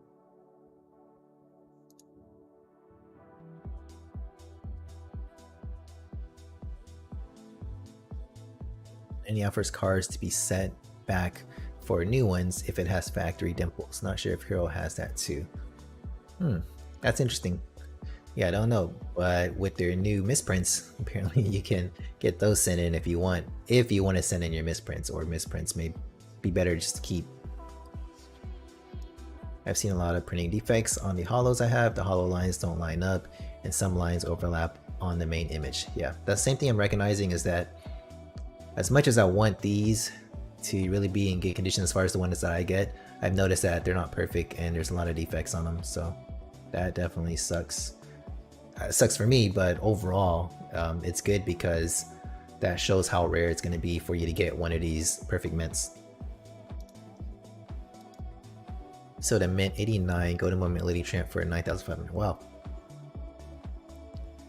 Well, that's a great mint, but you did get a great price for that. Like if you're not really low mint hunting and you don't care about that, it is a smart play for you to go ahead and sell your low mints early, and you can buy a ton of Lady Tramps with that to hold long term.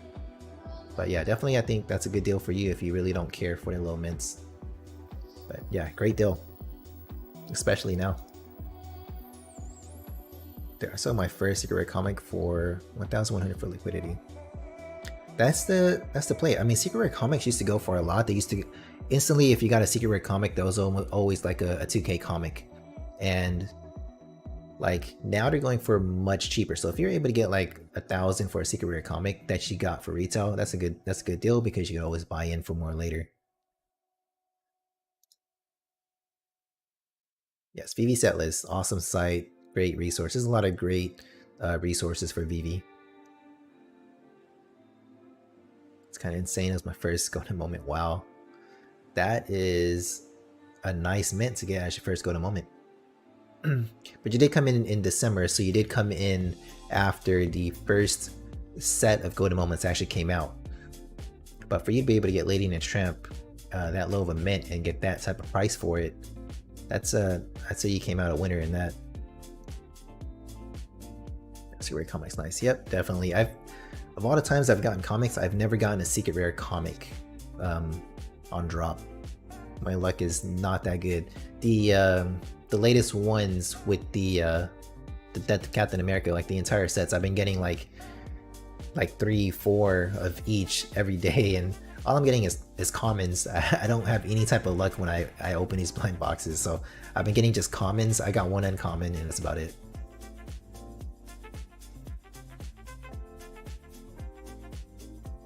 Do you focus on low mint or not? So if you're focusing on low mint, so there's different ways to play the game.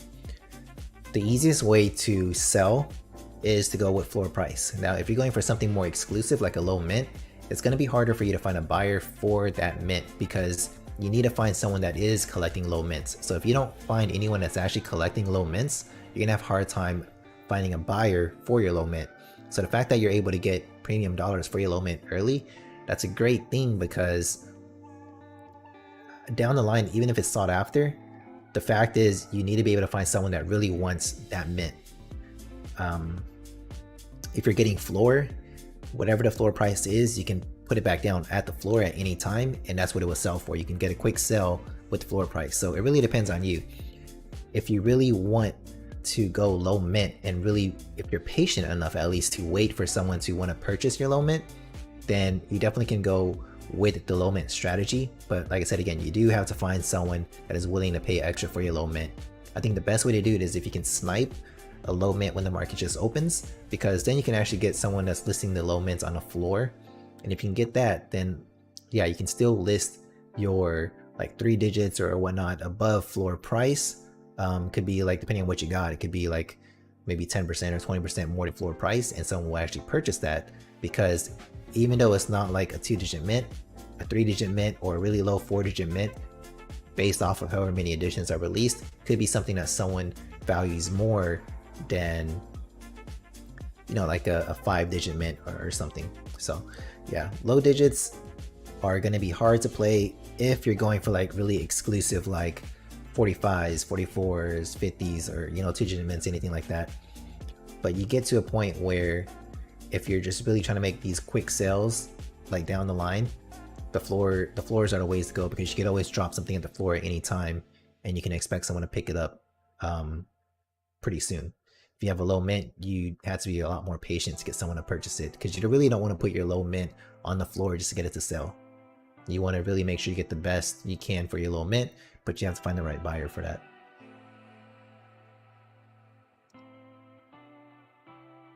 Only the secret rare I got was BP, sold it for 1,500. I was focusing on low mint, but now I'm going for floor. Yeah, going for floor is the quickest way to buy and sell.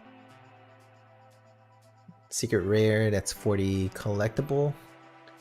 1,500. I believe that it was as high as like 2K. But yeah, low mints are, you know, pretty crazy as far as and they're good, but there's nothing in VEVE that really encourages low mint besides I believe it's like top or below 300 you'll get additional master collector points for that mint. Other than that, there's really nothing like Hero where it gives you the point bonuses for the extra low mints, and you notice a huge increase in points as you get like sub 100. As you get sub 100, you start getting like +1 like every 10 or so mints. But if you start going like, if you're like 10,000 to like 20,000 on addition numbers, you're only getting like +1 difference between that 10,000 gap. But like I said, once you get in the sub 1000, sub 100s, you notice that the point bonuses really add up a lot quicker. And there's nothing on VEVE that does that at the moment. It's just like below 300 and you get like an additional like half point master collector point. So there's not really much incentive yet for the low mints aside from collectors just wanting lower mints.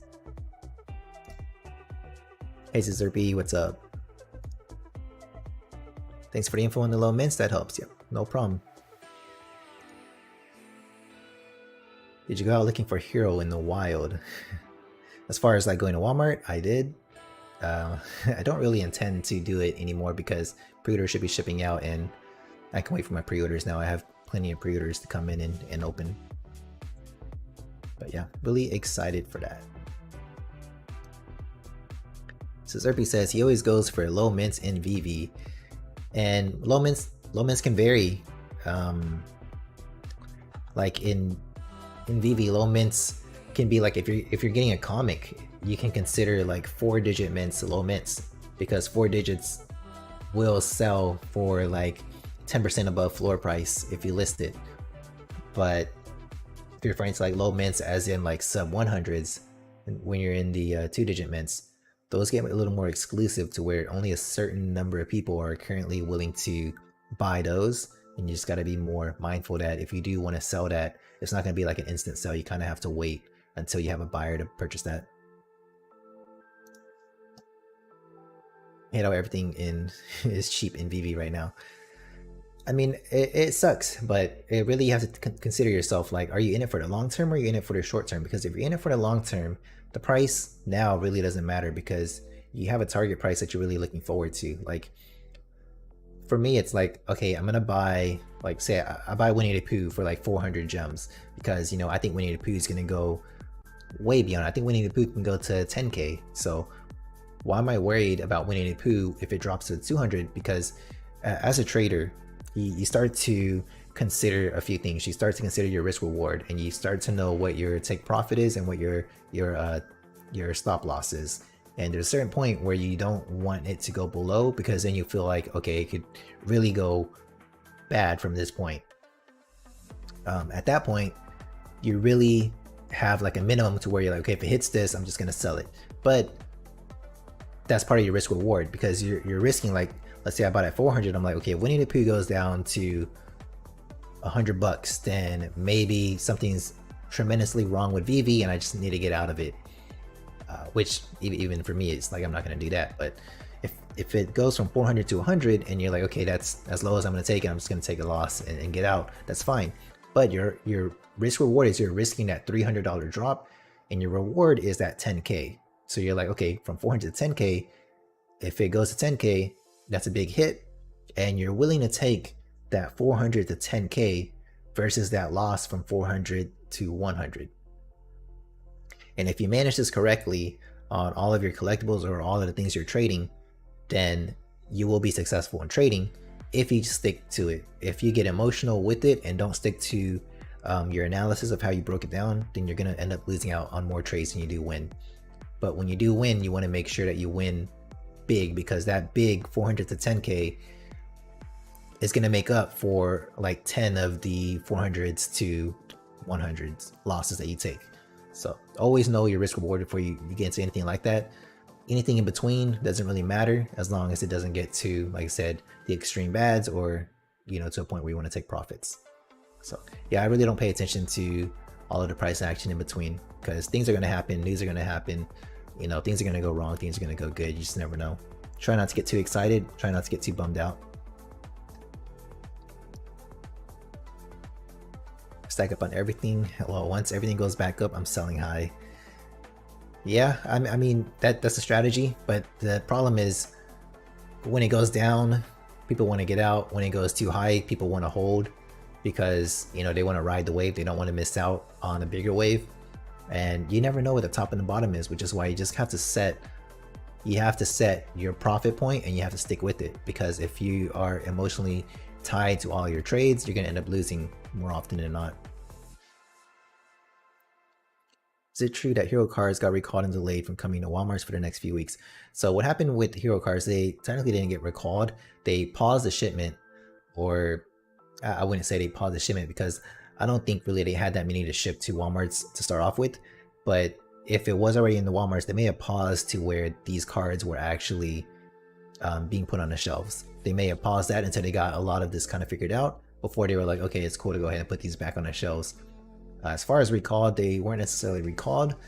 What happened is, if you did get a misprint, you do have the option to sending in the card to get a replacement card, which some people may do, or some people may actually just keep the card and, you know, have an actual misprint card, because those may have value long term. It's really up to the person to decide if they want to make that play or not.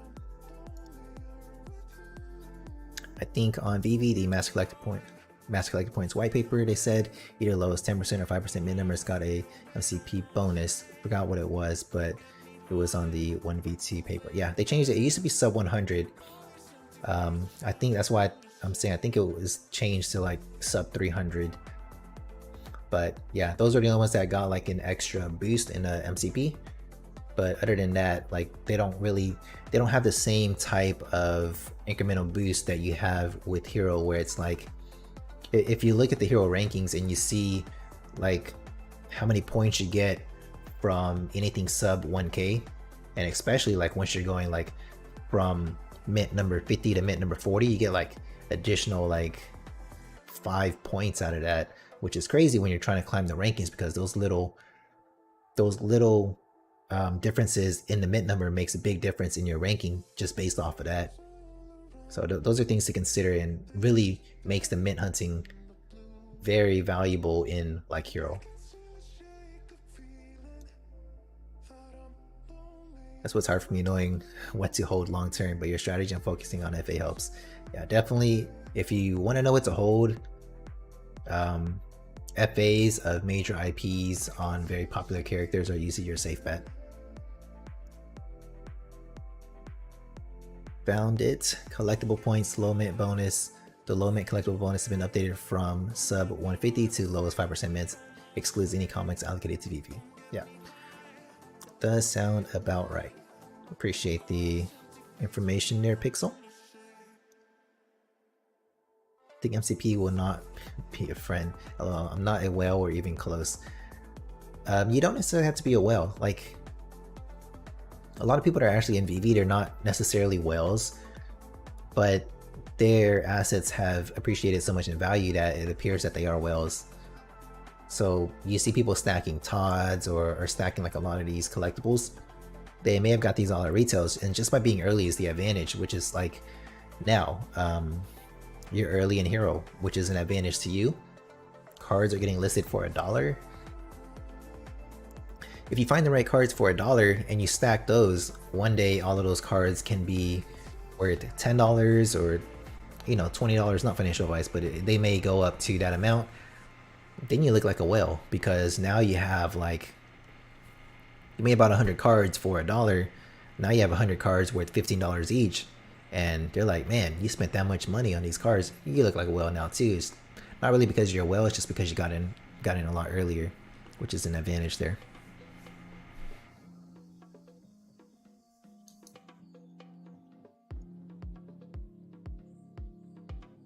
Comics, that number is around 1700, I think. It's for MCP, I believe you're referring to 1700. It may vary if you're referring to like the top amount, because comics have different different edition sizes. I think one of my cameras just died in batteries.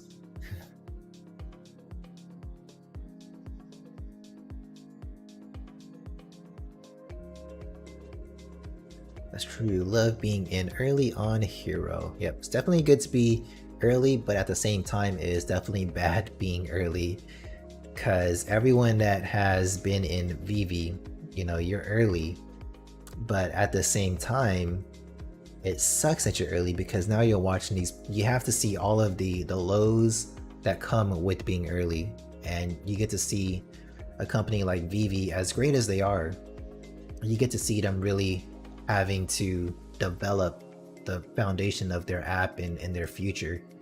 And yeah, it sucks because you get frustrated. You know, there's things that you're like, man, they need to do this, they need to do this, or they're doing this wrong, and you want so many things corrected, but you have to understand that there's a process to it, and they have to, you know, take the appropriate measures to get through the process. So it's a blessing to be early, and it also sucks to be early because, like I said, you have to go through the growing pains with the company. But you know, if you really believe in the company and they pull through long term, you're really gonna be happy with how it turns out. How much 30k editions, extra MC points given out around mint number 1700 and below. Awesome, that's good to know. I wasn't sure what the MCP bonus was for comics, but that is great.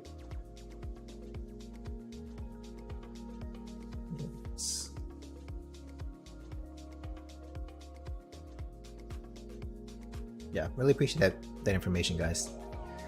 But yeah, there's so much going on, and as cliche as it is, everyone's always saying we're super early, but you know you're super early when you're watching potentially like future companies being built, and they really are, you know, developing on the go, like on the fly. They really are developing it as this goes on. Like as we're requesting things, they're making changes. You know, HRO's making changes to their UI consistently. Everyone's doing like what they can to satisfy their customers at the time and trying to be innovative. There's not much interoperability yet. Like there's so much going on, and that's how you know you're early. Thanks for joining the stream, Sally. Really take care.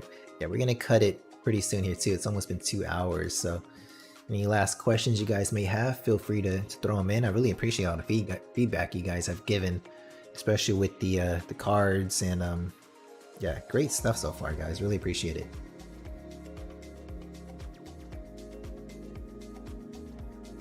But really excited for both of these apps because, like I said, I think, you know, even now, as things on HRO can really dump to $1, which I do expect a lot of the cards to dump to $1, and it's not because, you know, it's a terrible platform or anything like that. It's because really there's not enough liquidity in the marketplace yet. We're so early into this app. It's the first one, you know. They have 10k followers on Twitter.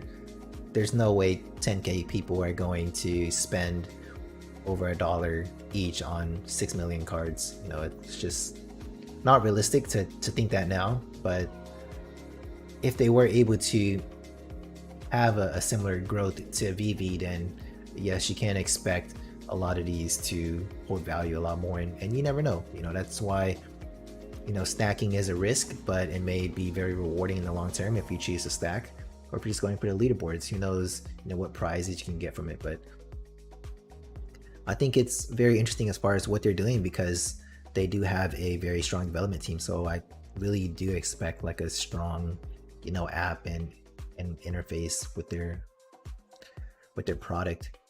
If they can get the IPs to really pair up with it, it will be interesting. But yeah, and VEVE is also, you know, great because now you have like the collector's mind. Like I really wish that VEVE and HRO kind of just merge brains, because that's like the perfect hybrid of, like, you know, companies. You have like the developers, a really strong development team, and you have a really strong, you know, collectors team, and team that's really able to get the IPs needed. And you know, they understand really how collectors really think as far as collectibles, I think that hybrid would be like the perfect pair. What other projects are you involved in? Not really to show many other projects, but I do keep track of a lot of, you know, other crypto projects. Not really anything major. Like I didn't get into like Moonbirds or anything like that. I really didn't see that really blowing up. I do keep an eye on things like artifacts with the Nike.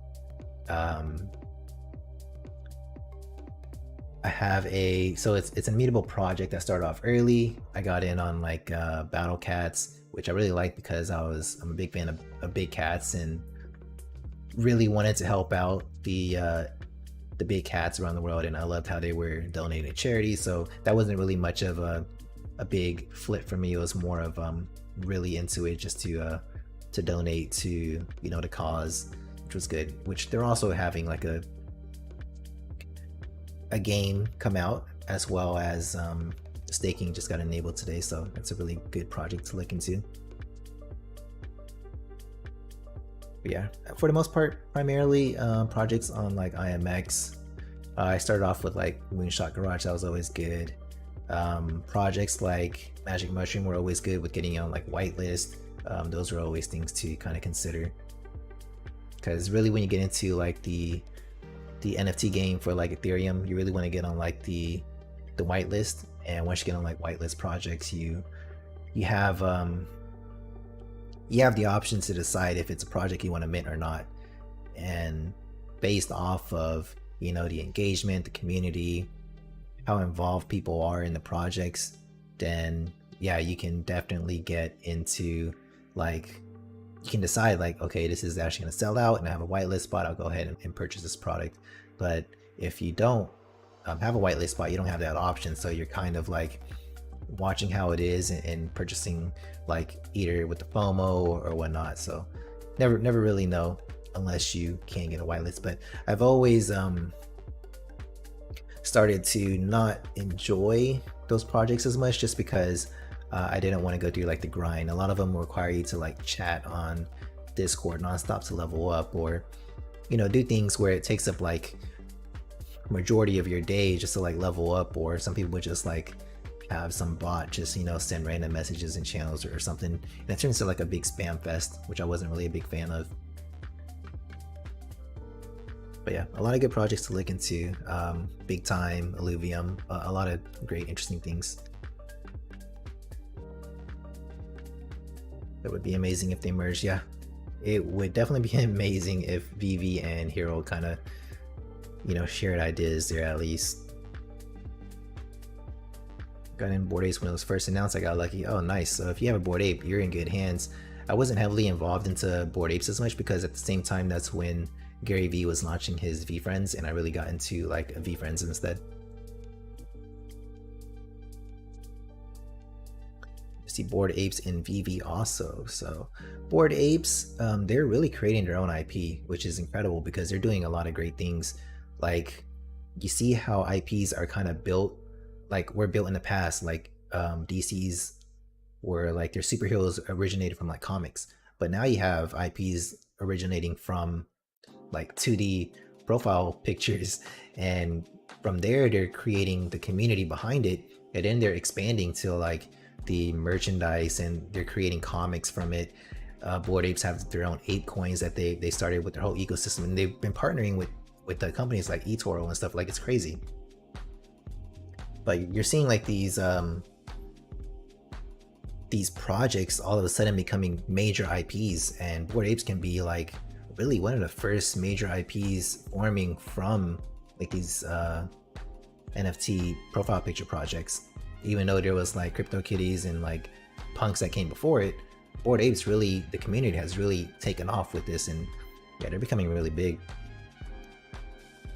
Yeah, if you purchase the Bored Ape, you're in pretty good hands. Yeah, my cousin is the one who introduced me into NFTs and told me about Bored Ape Club. I was really skeptical about it and didn't understand it. Yeah, and there was a great opportunity to get into it. Like I said, I didn't get into it because I got into VeeFriends, and I was really into, which wasn't, a bad thing, but yeah, I was big into Gary Vee's influence into the NFT space, which is why I got into that, and really didn't consider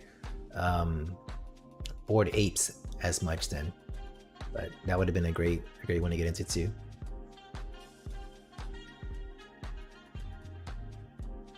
Right now, I don't know what OpenSea projects are legit or what is a rug. I wish they can fix that. It's going to be hard. The great thing about IMX is that they really are more picky about what projects they actually put in their platform. Something like OpenSea, it's really open to any independent artist to really upload any type of NFT project. They can start their own at just about any time. And a lot of them will advertise on, like, they will purchase advertisements, they will advertise their Discords and stuff, and then yeah, they'll get you to buy in, and then it'll be a complete rug, which really sucks because people feel like the ads and stuff are legit, and yeah, people that don't understand the space and are just trying to get into NFTs, and that's what the first thing they're seeing, they're the ones to get rugged, and they're the ones to consider NFTs to be a scam and really just give them a sour taste of the entire market in general. With your packs, peace out guys. Thank you Outdoor, really appreciate the feedback you guys have given. There's so much rug, I don't know what to invest in either. I did buy some Suspo NFTs, I'm not sure which ones those are, but there are some good projects, but I would say like Gary Vee usually says all the time, like 99% of these projects are not gonna really get anywhere. So really you gotta be careful with what projects you get into. And whatever project it is, it's gonna have to be like a major brand, because there's some that have a lot of hype and will die down. Like Sevens had a lot of hype and it died down. Mechaverse had a lot of hype and it died down. Like there's a ton, and you gotta watch out because a lot of these that have huge discords are mainly from like invites, and they're really like bot accounts or secondary accounts that are just used to fill up space. And then the chats are artificial because everyone's trying to level up. So you gotta be careful about that to know which ones are actually real and not. If you do get into a whitelist spot, be sure to maybe monitor what's going on with the server just to make sure they're good or bad. So yeah, a lot of things to consider with these projects, but I would say the safer bets are to mainly go with like the IPs. You're good with VEVE and HRO right now with DC and VEVE. Of course, they have a lot of brands, and which is why I'm really high on that and more comfortable talking about these projects rather than just shilling a bunch of random NFT projects. Like I don't want to go out there and just talk about, hey, this next project's gonna be the next 100x, and then you may get one right out of like 20, but that's not a reputation you really want to have and be like, if you got this from my last video, then yeah, you did great, but if you also got in on like the other 10 I talked about, it was terrible, that's not really something to brag about and not really something I want to do.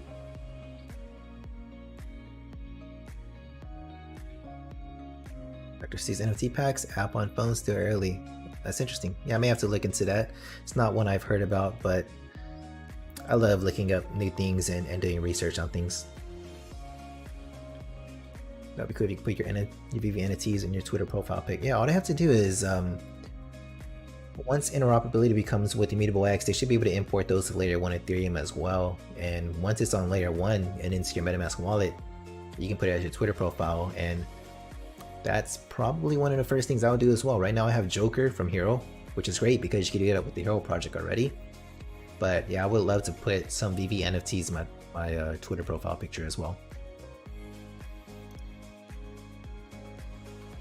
Dark Season Tees. Yep. Outdoor said it's there, Seasable. I think I heard that app. Seen better reviews on it if I remember. Yeah, I can't say myself because I haven't looked into it, but I may look into it and see what that is about. Yeah, we're closing in on over 2 hours, guys, so I'm gonna cut the stream here, guys. I really appreciate you guys tuning in and giving your feedback, especially with the packs and taking care of the cards. Like I said, if you have any questions or anything, just hit me up on Twitter. If you have anything on my collectibles list that you're interested in trading in or whatnot, just visit the site and let me know what you're interested in. But yeah, thanks guys, really appreciate all the input and everything, and thanks for tuning in. And we always say, guys, we're all gonna make it.